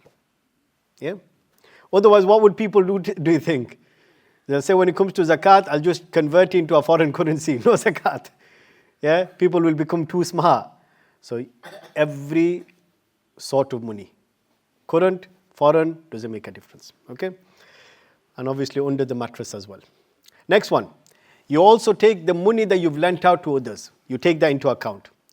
Money that you've lent to family, do you take that into account for your zakat, yes or no? And that could be plenty because mashallah, there's helpful people. Money that you've given to friends, lent out, is that something that you take into account when it comes to calculating your zakat amount, yes or no? Yes. Number 3, money that you've given to your business as a loan. Sometimes people do inter-business loans, don't they? Individually, they've got money, they lend some money to their own business. So that's still your money, isn't it? You've lent it to your business or another business, doesn't make a difference. You've lent it to them, that's your money. Should we count it for zakat? So you just put your own numbers in. Charity. A lot of the times we give qarz hasana to charities. Yes or no? To our mosque. And we forget that this is a zakatable amount. Do you get my point now? So I'm not leaving anything to chance because people have so many innocent ideas about what to consider. Any money that you give to a charity, any money that you give to a mosque, if you've lent them, that's got to be considered for zakat. So does that make sense? I'll put these, yeah? Next one, gold. Is gold a zakatable asset, yes or no? So personal use gold, do you take into account for zakat? Yeah. No? Yeah? Yes, you do. Decorative use, gold for decorative use, what does that mean? For the home, like ornaments. Ornaments. So sometimes you might have ornaments which is made out of gold or silver, a frame or something like that. That, because zakat is on all gold and silver. So whether it's personal, whether it's ornament, zakat for gold and silver is always there. Okay? So ornaments, anyone got any gold or silver ornaments at home? Is that zakatable? Yeah? But is it possible for people to have that? Yeah, it is. Store value, what does that mean? So sometimes you might have gold bullions. Yeah? So you have it. So every other item, if you store it, and it's fine. But when it comes to gold and silver, if you store it, then it doesn't make a difference. You still got to keep it. So people might have silver bullions and gold bullions and coins and biscuits and stuff like that. They will be taken into account. Silly millionaire. Silly millionaire. You know these Arabs got more money than sense. They make cars out of gold and toilets out of gold. Are they not silly? It's still going to smell, isn't it? What do they understand? So that's what I meant. So even for them, that's just a joke, by the way. Yeah. So what I'm trying to say is, look, gold and silver, no matter what, they're always counted in for zakat. So even a silly millionaire makes a toilet out of it, it's worth $500,000. And you've seen them do that, haven't you? Yeah? Silly people, Allahu Akbar. So if they use gold and silver, no matter what silly use it is, it's still counted for zakat. And the same rule applies to silver. Same rule applies to silver. Do you get it? Yeah? So silver personal use, zakat. Decorative use, zakat. Store value, bullions, stored away, locked away, silly millionaire, doesn't make a difference. Crypto. Digital wallet, crypto exchange, whatever you have, it will take into account. Now you might say, I did not buy crypto to sell. I bought it for, like incremental growth. So if you bought crypto just for the sake of growth, I'm struggling. I'm not an expert in it. I'm struggling to see incremental value or real purpose value. So the only reason you would keep that is to sell on eventually. Do you get me?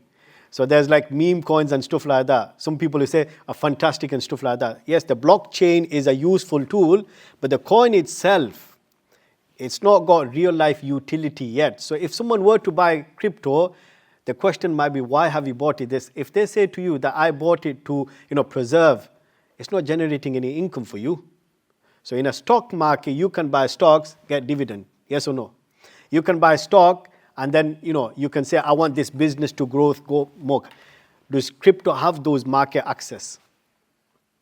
You understand what I'm trying to say? So the only reason you would buy crypto, whether you say or not, whether you announce it or not, is to sell on. It's not haram. I'm just saying, if someone says, I did not buy crypto to sell, why did you buy it for then? It's the only real way of generating income through it is to eventually sell it on. If it reaches $1 billion and you don't sell, it's no worth. So there is almost an attached, it's almost like an obligatory attachment that to only realize value through crypto is to sell.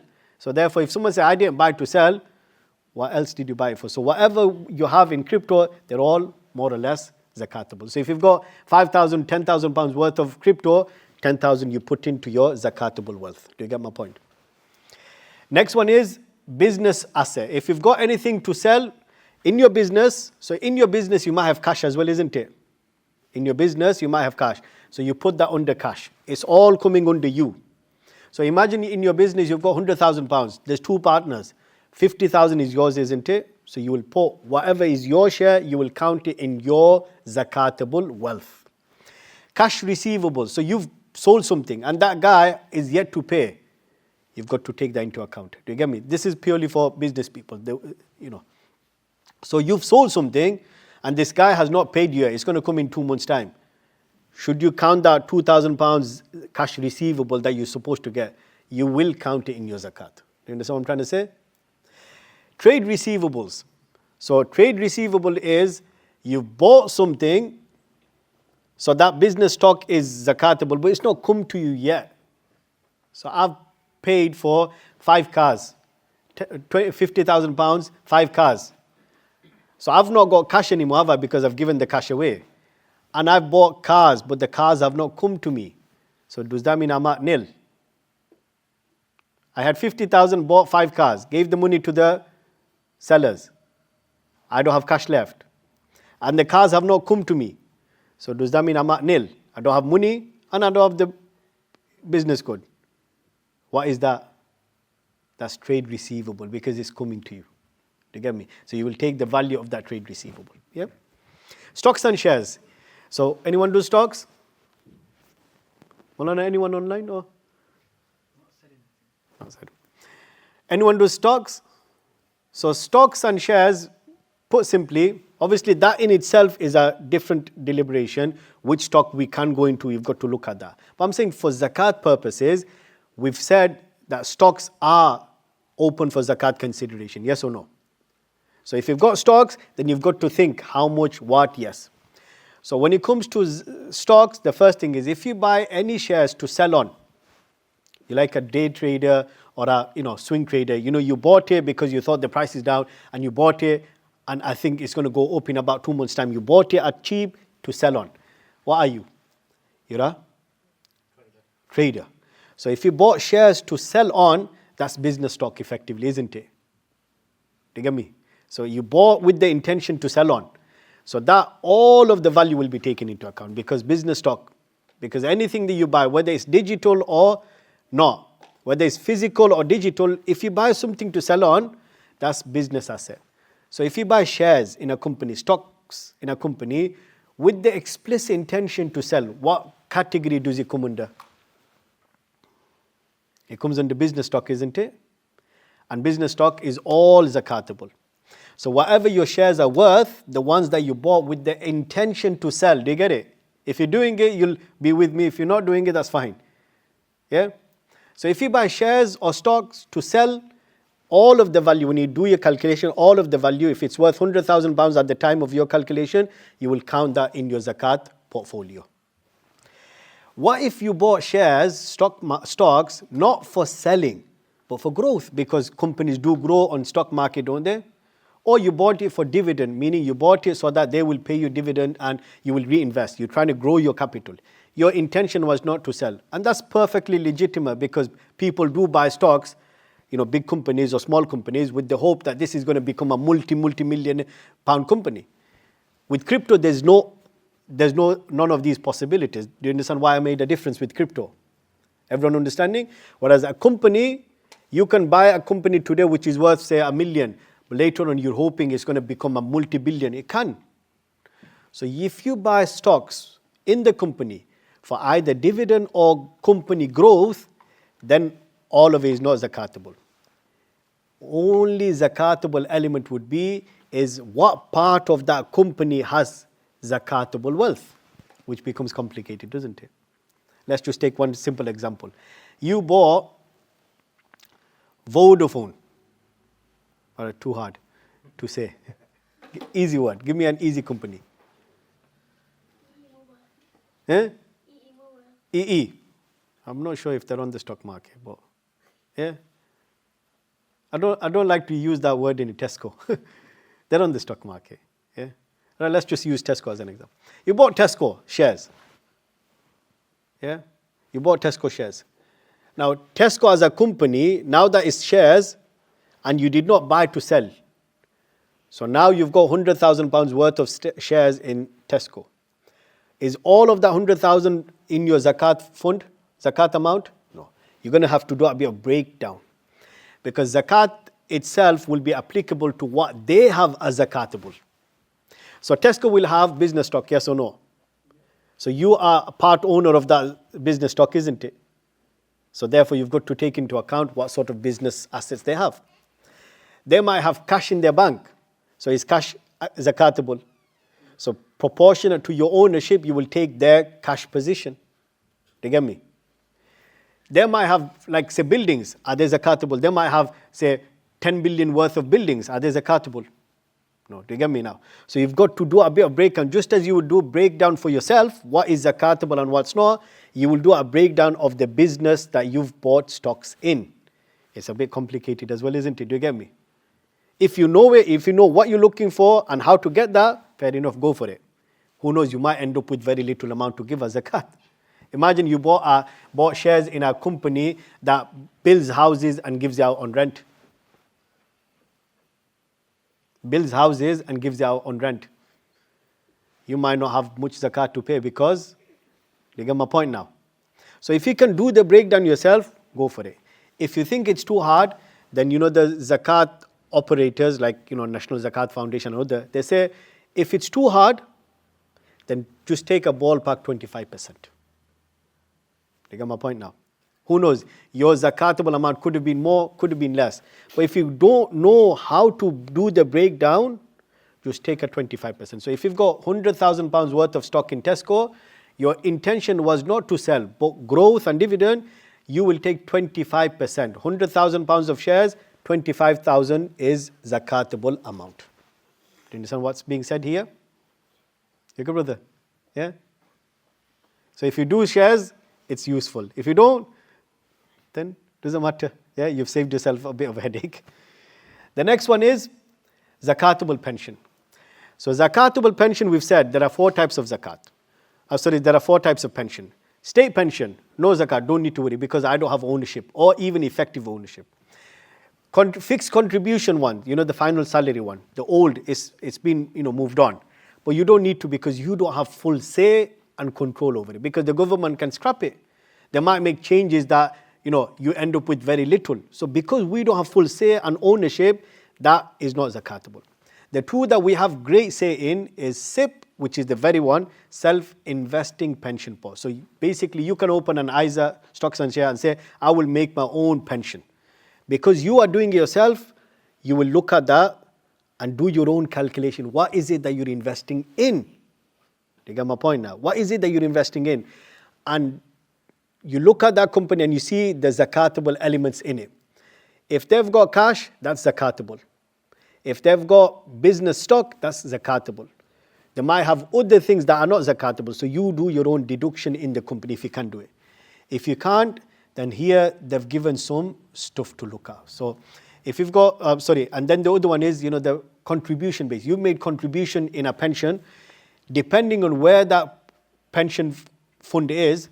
If it's a Sharia fund, the National Zakat Foundation say, through their due diligence, they've done a lot of extensive work to see what sort of ratio. So they said if you invest your pension in a Sharia fund, then you should just take 26% and say, I've invested 100,000 in a Sharia fund, make 26% of it zakatable, which means you put 26,000 as your zakatable share. Does that make sense? Or if you want, you can do your own breakdown. Just on that contribution though, because you pay a bit and the company pays a bit. No. So your full thing is, and that's why, when they said 26, they're taking into account everything for you. So basically, they're taking into account, in that pension fund, what sort of stock that might be, what sort of zakatable element, what sort of contribution yours, and everything. So basically, on that basis, look, you'll see they've given different numbers depending on where you put your funds in. Yeah. So I find this is easier. So if you know where your pension is going, which we as a Muslim should know where our pension is going. You can't invest, you can't contribute your pension in a haram fund. You can't do it. So you need to have access to where that, you need to have some sort of a say. If you don't have a say and they invest in haram, then that's not acceptable. You can't. But the good thing today is there are actually Sharia funds, where the pensions are, the Sharia fund, and they can invest it there and say all of it will be Sharia bound. So you've got those opportunities today. Yes, Farooq. 26% of the total fund. Obviously, you don't know the breakdown of Your shares. So you will find out when you have pension, you will know what your assets are worth. So you will know every year based on your contribution what your pension is. Do you get me? So your pension, whether they've made a contribution or not, that's yours. So if your pension is showing us 50,000, that's yours. That's what you are entitled to. So it's 26% of that 50,000. Of that 50. So your pension pot, 26% of that you will add as zakatable calculation. Yeah, but what I'm trying to understand. I understand what you said. Some of it you put in and some of it your employer put in. What your employer put in is given to you. That's your pension pot. So because ultimately, whether they give more, you give less, whether you give more, they give less, it doesn't matter. Ultimately, it's your pension pot. Do you get me? So because it's your pension pot, that's yours. So they'll show you what you are entitled to. Now, obviously, the question in a pension might be, I don't have access to it. Do you get me? So that's another question. I think your question is legitimate, but because it's yours, effectively it's yours, isn't it? At the end of it, when it's paid out to you, it wouldn't make a difference who paid more, whether you paid in more, then it's yours at the end of it. So effectively, can you see? Effectively, it's your ownership. Yeah? And based on that, whatever your effective pension is on your zakat calendar, you say, my pension pot is worth 100,000. Now, obviously, if you can do the breakdown yourself, who knows? If you do the breakdown, you might even come out with a smaller number. Yeah? But it's difficult. You just take National Zakat Foundation's research and breakdown and say, my pension is invested in a Sharia fund, I'll just put 26%. My pension is invested in direct property fund, where they only invest in properties. You take 15%. Because like I said, properties, when they make properties, most of them are there to rent out. They do sell some of it. So maybe that's why the ratio is quite low. Do you understand? Yeah? We just take 26% because we don't know what the fund managers obviously funded. No. Your pension pot, whatever your pension pot is showing, that's the amount that you work off. So if your pension pot is showing 20,000, that's your full amount. From that 20, you will take 26% as zakatable. No, I understand that. Yeah. I'm talking about the actual 26%. Is that because it's just a general compilation of all the different types of... So basically what they've done is they've basically looked at all their assets, all their, the business financials. And from that, they try to get an idea is what from the company, from the fund would have been zakatable. Rough guide. So as a result of that due diligence and research, they've said, we can give you a guidance. If you don't want to do it yourself, you follow that guidance, you will be more or less on the ballpark numbers. Well, what about, so you have pension funds that gets invested in a low risk pension, right? If you get access to pension funds, you get to change that. Yeah. I change my pension every, I don't know, 6 months, right? So none of my pension falls into that category. So if it doesn't fall into any of these categories, what does it fall into then? Technology stocks. Yeah, but technology stock, oil, but it will be mixed asset funds then, isn't it? Right. So the 50%. Yeah, so I'm saying it all depends. And this is quite, like I said, it's very difficult because there's so much variety and variables out there. And that's why for us to do it individually is going to be hard. So you try to find and check which one your pension fits into best and take the ballpark, or just learn the numbers a bit more financials and try to do yourself. And like I said, we know what to count in and what not to. Chances is how to read the financials to make a better judgment about it as well. Yeah. So here's just roughly what we put in. And the reason I say first do your calculation and add up what you have, there's a very, very positive influence in that. Why? Last year I did a zakat calculation for someone. You know, when you start putting these numbers in, Allahu Akbar, you actually feel grateful to Allah. So last year I did a zakat calculation for someone, and he was telling me, okay, I've got this, I've lent this money out. And eventually, do you know what he said? He said, Allah shukriya. I'm so grateful to Allah. Allah has given me so much. Because once you put all that into account, you then see how much Allah has given you. Do you get me? So isn't that a positive thing? You get to see what you have. And tied to that, another thing that we should do is, we should have a separate element to say miras as well. When you do your zakat calculation, it gives you an idea what your assets are. You know what another problem in our Muslim community is? No one knows. I don't need to know what you have. You don't need to know what I have. But our family members need to know, don't they? Because they have an interest in it. Yes or no? Yes or no? If I were to pass away here, in front of you lot, whatever I have, my family's got an interest in that. Yes or no? They need to know what I have, what money I have in cash, what money I have under the mattress, in foreign account. They need to know because that will be their miras, that will be their inheritance. If they don't even know what's out there, who I've lent money to, who owes me money, and if they don't know, is it not going to cause serious problems afterwards? So this zakat tool, is it not going to help with that as well? Because it tells us, I have this money in this account over there, I've got this much stock. It will help my family keep on top of it as well if something were to happen to me suddenly. So this tool is very, very important. Do you understand what I'm trying to say? Yeah? So once you do the ins first, what I have, and remember, it doesn't take into account some of our most expensive ownerships. What are some of the most expensive things that we own? Maybe a house. It doesn't even take into account.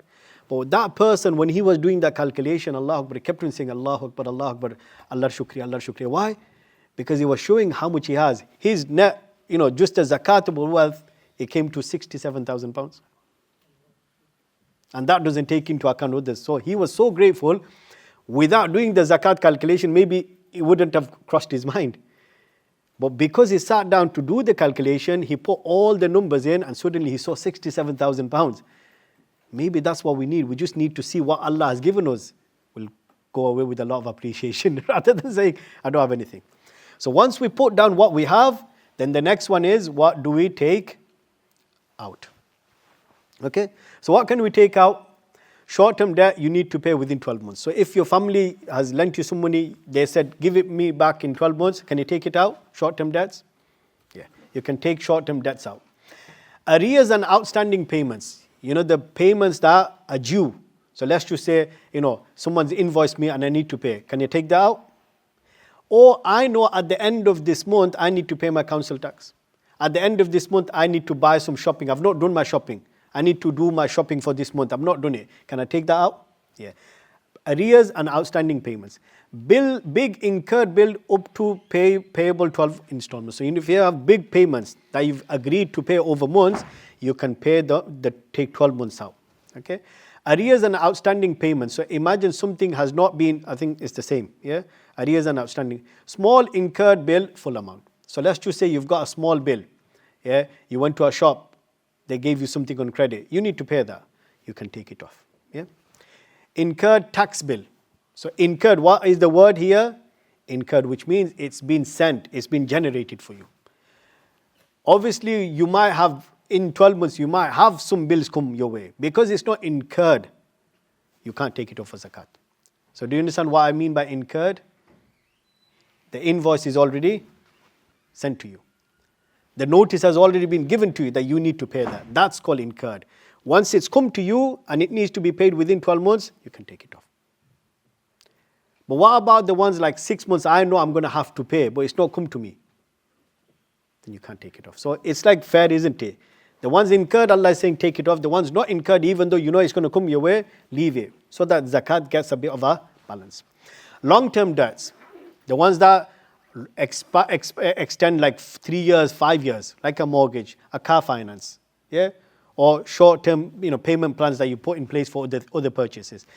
These law, you can only maximum take 12 months off, if needed. Do you understand what this point is?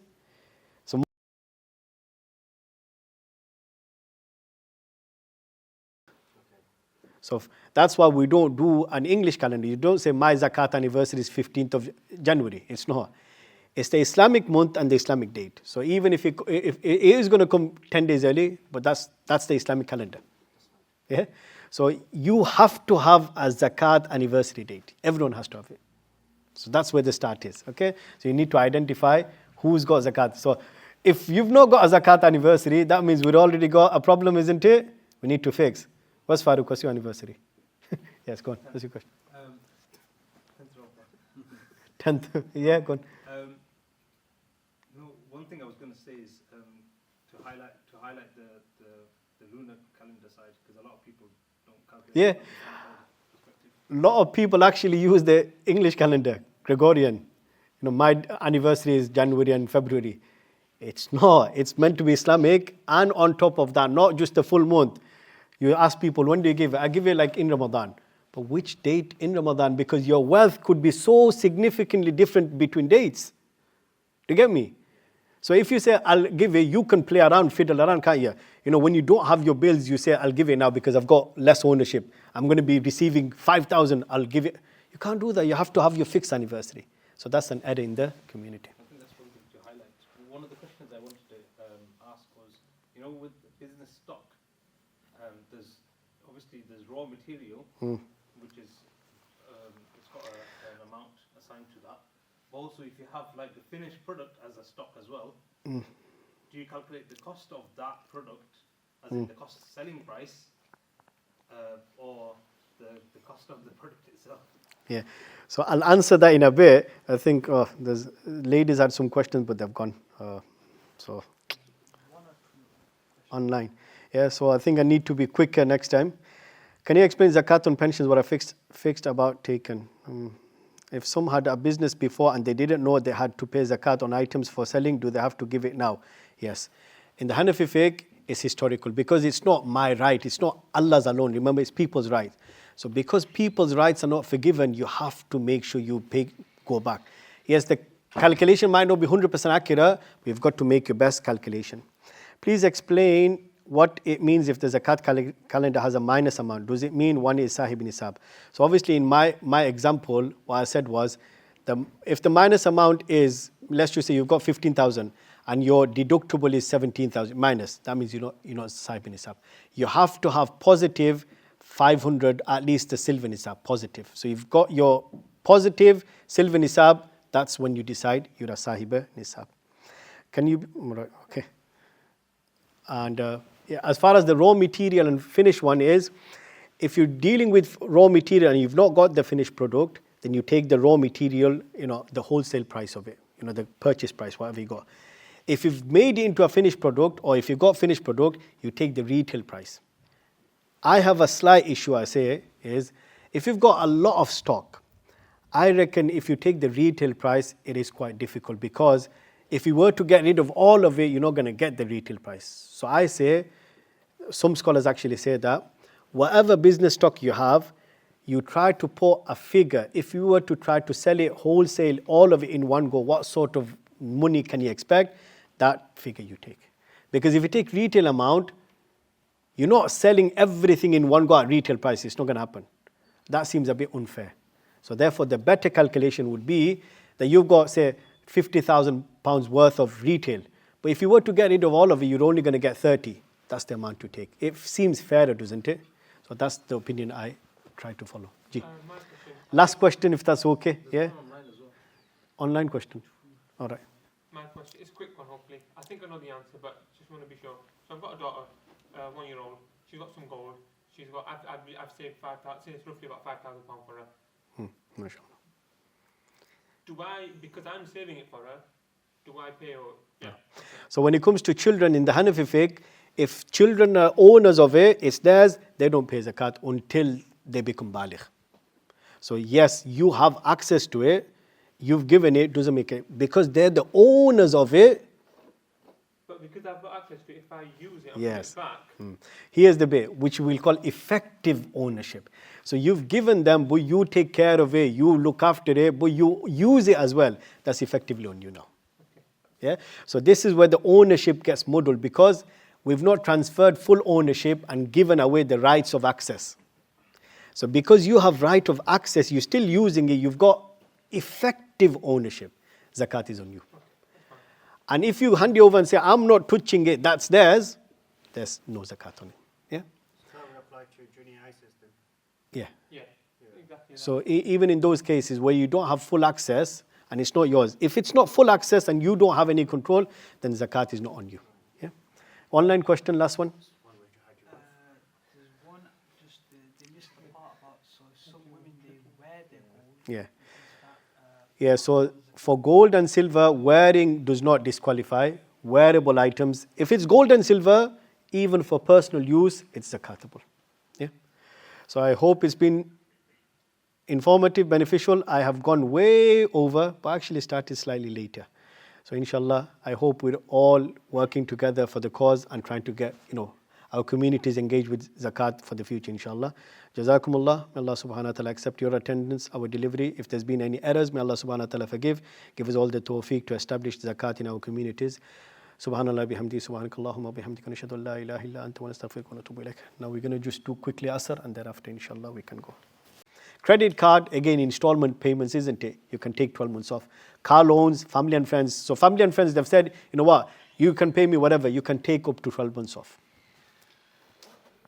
Essential needs. What do I mean by essential? That they affect your day-to-day life. You need to buy them. No bill is coming your way. You're not going to incur an invoice. So for example, my monthly shopping, am I going to be sent a bill from Tesco? I don't go Tesco, Asda. Is Aldi going to send me a bill? Mr. Hussain, you got a £200 shopping coming up. They're not. Why I call them is essential needs. I know I need that, and Allah considers that as well. So I need £200 worth of food and grocery. I've not made that shopping yet, and my zakat date is today. Allah says, take it off. You know you're going to spend 200 on food, take it off. Yeah? Monthly food, monthly gas, water bill, essential. These are for the month, take them off. Business asset, the same routine we do. When it comes to business asset, money that you need to pay, you can take off. Yeah? Short-term debt, same. You know the way we do it for individual, we do the same for business as well. Short-term business debt, you can take off, you need to pay. Incurred bills in a business, you can take off. Long-term business debt, only 12 months maximum. So the way we do it individually, that's the way we do it for our shop. At the end of it, what's going to happen? Current arrears due, like wages. The wages that you need to pay right now, this month, you can take off. What about the wages that you're going to have to pay in 6 months' time? No, because they're not due, they're not incurred yet. So if a person has got employees, of course, you're going to have to pay them 2 months down the line, 5 months down the line. But you can't take them on because they're not incurred yet. Yeah? So once you've done all that, you will be given how much you have. In our case, let's just say your total you had was 13,000. And then zakatable wealth out of that after taking your deduction is a certain amount. And then zakat wealth here is, say, 2,406. So based on what you have, and based on what you can take off, you are left with, say, 2,406 pounds. That's your zakatable wealth now. So what you have, you take into account, liabilities, expenses you've taken out, this person is only left with £2,406. Now the question is, does he pay zakat, yes or no? Okay, so let's just go back to the other slide. Where's my slide? Okay, so the next one is, Moulana, can you just take it back to the slide? Yeah. So after you've done your calculation, you know what you have, ownership, you know what you've taken off, you will be left with a number. And in that example, we were left with 2,400. Now what do? That's the zakat decision time, isn't it? What's the decision time? Are you a sahib nisab or are you not sahib nisab? Isn't that the question now? Yeah? So after you've done your calculation, that's the big question. Am I sahib nisab or am I not sahib nisab? Do you get it? So you said 2,000. In that example, your example with the tool will be different. So in our example, we had 2,400. 2,400. So after you've done your own, you'll be given a number as well, isn't it? So you then using that number, make that call. Am I sahib nisab or am I not? Do you get my point? So the first question you need to ask everyone, baligh, everyone is, am I sahib nisab? If you're doing it for the first time. Do you get me? So am I sahib nisab? In the example of 2,400, what is he? Yes. Yes or no? Yes. Yes. Now we're going to go back and say, imagine this is this person's very first time doing the calculation. This is this person's very first time doing the calculation. Let's just take a baligh person. That person became baligh just this year. This month became baligh. Did his calculation straight away. And guess what? He has got asset 2,400. So now that he is a sahib nisab for the very first time, does he pay zakat straight away? No. Do you get the point now? So when you become a sahib nisab, that's the decision, I am sahib nisab. You don't give zakat straight away. What do you do now? You wait 12 months. In that time, what's going to happen? Your wealth is going to be static. It's going to fluctuate. It doesn't matter. So once the day you decided that you are sahib nisab, that's your zakat calendar anniversary. That's very, very important. Do you understand? And this is where, because we don't start it properly, we end up with a proper mess. Yeah? So when you first find out that you are sahib nisab, that's your calendar. That date is so crucial. You're going to wait 12 months. You're going to wait. In that time, zakat, wealth going up, wealth going down doesn't make a difference. At that same date next year, you're going to do the calculation. Now you're going to see if you still have wealth equal or below the nisab. If after 12 months you have the same decision that I am sahib nisab, then you will pay zakat. If after 12 months your wealth is below sahib nisab and you don't have enough, then you're not going to pay zakat. Do you get my point now? Does that make sense? So where should that very first calculation happen? As soon as we are baligh. Or anytime we know that our zakat, wealth is zakat threshold, meeting zakat threshold. Do you reckon for a lot of people they've passed it by 5, 10, 15 years? And suddenly they don't know when the starting calendar starts. Some people will say, I give zakat in Ramadan. No, you have to have an anniversary. You have to have a fixed date where you do your calculation. Are we okay with that? Yeah? Next one. Step 1. We're going to be very, very quick. This one. Yeah?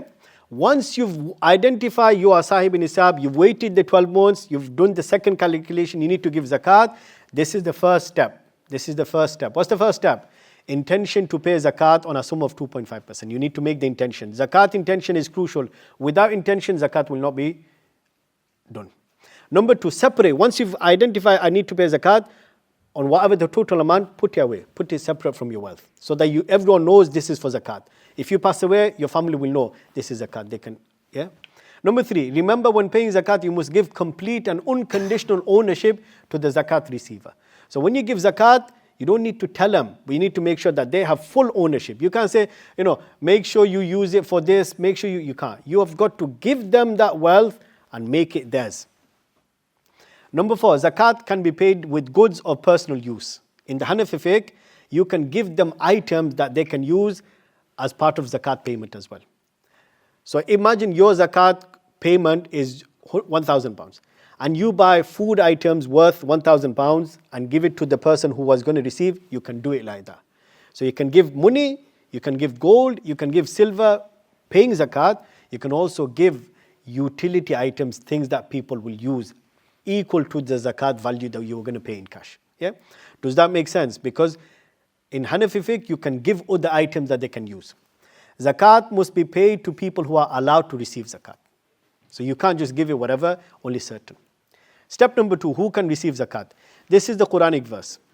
This is the Quranic verse, but I'm going to simplify. I'm going to simplify and move on to step 3. So in the Quran, Allah tells us who can receive zakat. In the Quran, Allah tells us who can receive zakat. So who can receive zakat? Yeah? So these are the 8 people, but I'm going to skip it because I want to make it practical. There are 2 types of people that you might be interested in giving zakat to. There are not means tested and means tested. There are some people that you can never give zakat to even if they are poor. Meaning not means tested. You don't look at what they have, they need. You don't look at that. They're disqualified, unfortunately. And some people are called means tested, that they can receive as long as they have the qualifying means. Do you get me?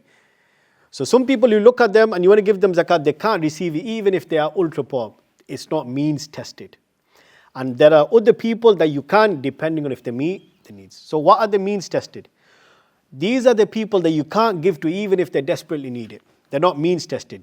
What do I mean by means tested? That you don't look at whether they're worthy, whether they deserve it, whether they need it. You don't look at that. You get it? They don't qualify. Why are they? Charitable projects. So a mosque, good project, yes or no? They can't receive zakat. Non-Muslims, desperately in need. Remember, they're not need-based. So non-Muslims, what their circumstance, we don't take in. They don't qualify. Your parents and their parents, your upper line. Your up line, your parents, grandparents, they don't qualify. You can't give them. What if they're very, very poor? They don't qualify. Do you get me? They're non-means tested. Your children, can you give zakat to? Your grandchildren, can you give zakat to? Not means tested. Your spouse, you can't give zakat to. And lastly, Hashimi, our Prophet's family, you can't give zakat to, sallallahu alaihi wasallam. So what if a member of the family of our Prophet sallallahu alaihi wasallam, Hashimi member, is very, very poor? Can you give zakat? No. Allah said they can't receive. Do you get me? Even though they desperately need, they can't receive. So not means tested. The next category of people are means tested. What does that mean? That you've got to look at whether they fulfill the conditions. What are the 3 conditions? And here is other people that you look at them, but they disqualify themselves through means. A person who is sahib in nisab, meaning that person has got wealth equal to nisab. Can you give zakat to them? No. So that's a disqualifying.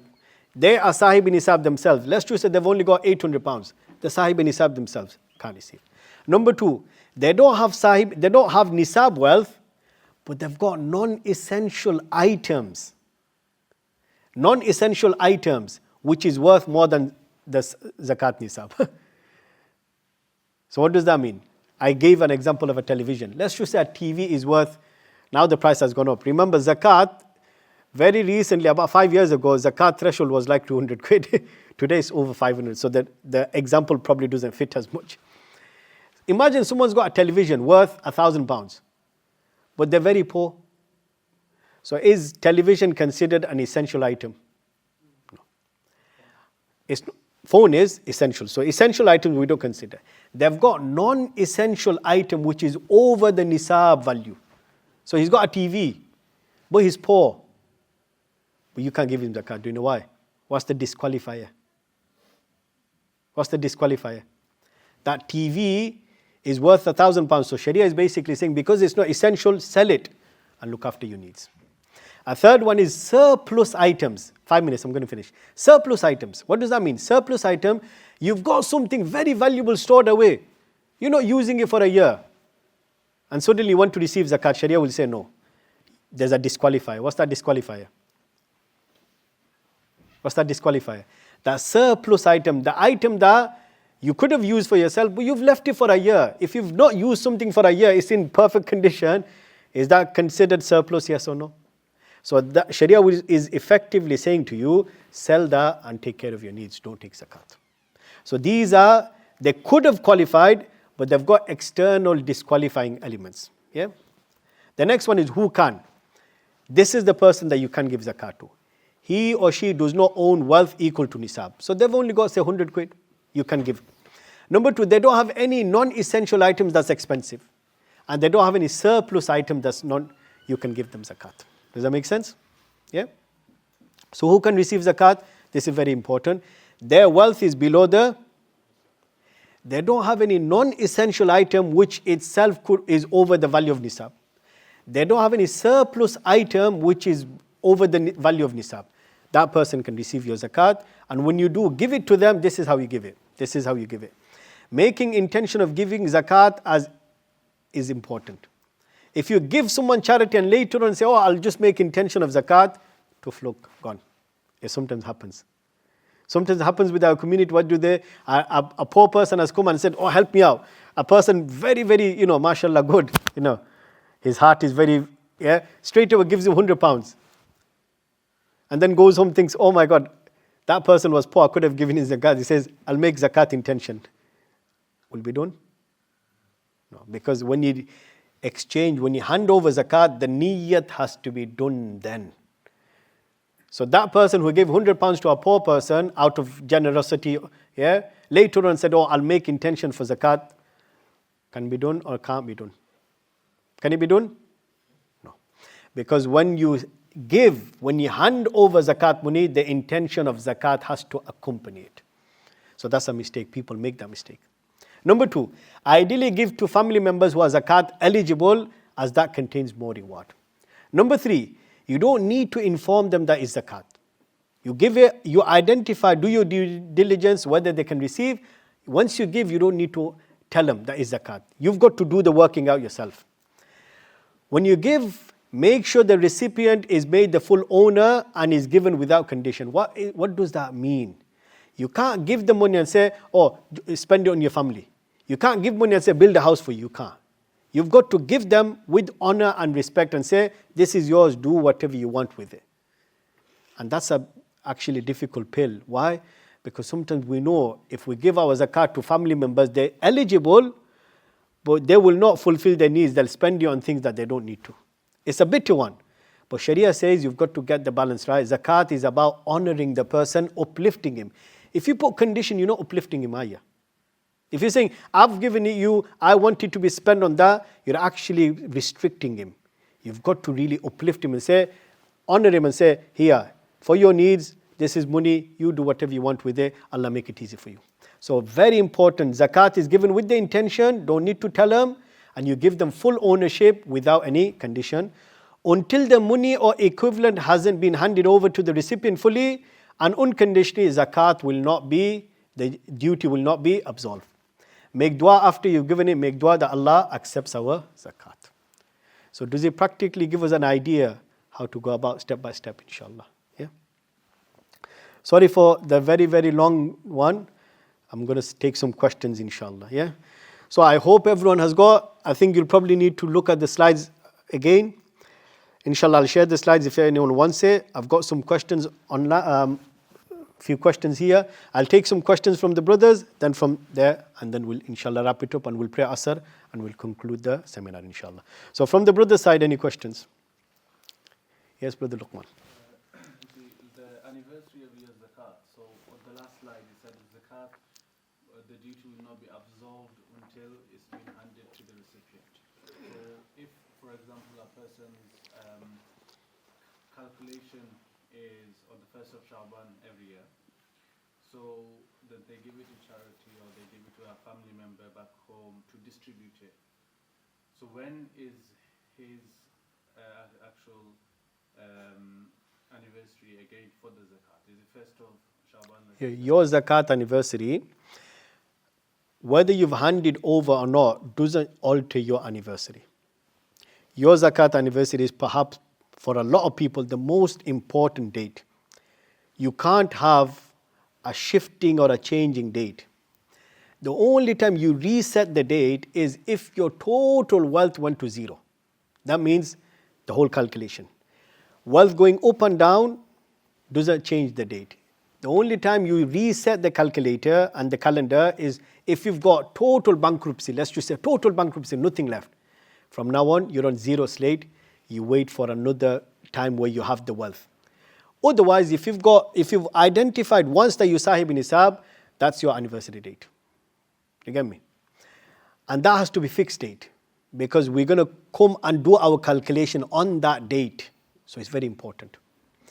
If you've not paid your zakat, that's due on you. But it's not going to alter your zakat anniversary. So imagine you gave to someone, cousin to give. He's not given it. You are still, not absolved. It could be a sin if they don't hand it over. But your zakat next year, 1st of Shaban, you've got to do a New Year's calculation again. So the last year's is still outstanding. That's a sin because it's not been handed over yet. That's why best thing to do is hand it out personally. And that's why there was a request from UKEF, can we give zakat to people who are local because there are a lot of poor people here as well. So if you give it with your own hands, it helps the heart. It also means that it's been handed over through our own due diligence. So the calendar does not get affected whether you've paid it or not. That's still due. Your calendar will still be the same date. Okay. Any other question from the men's side? Yes, Moulana. Is it online? All right. Your question I'll answer at a later time. Okay. Yes, brother.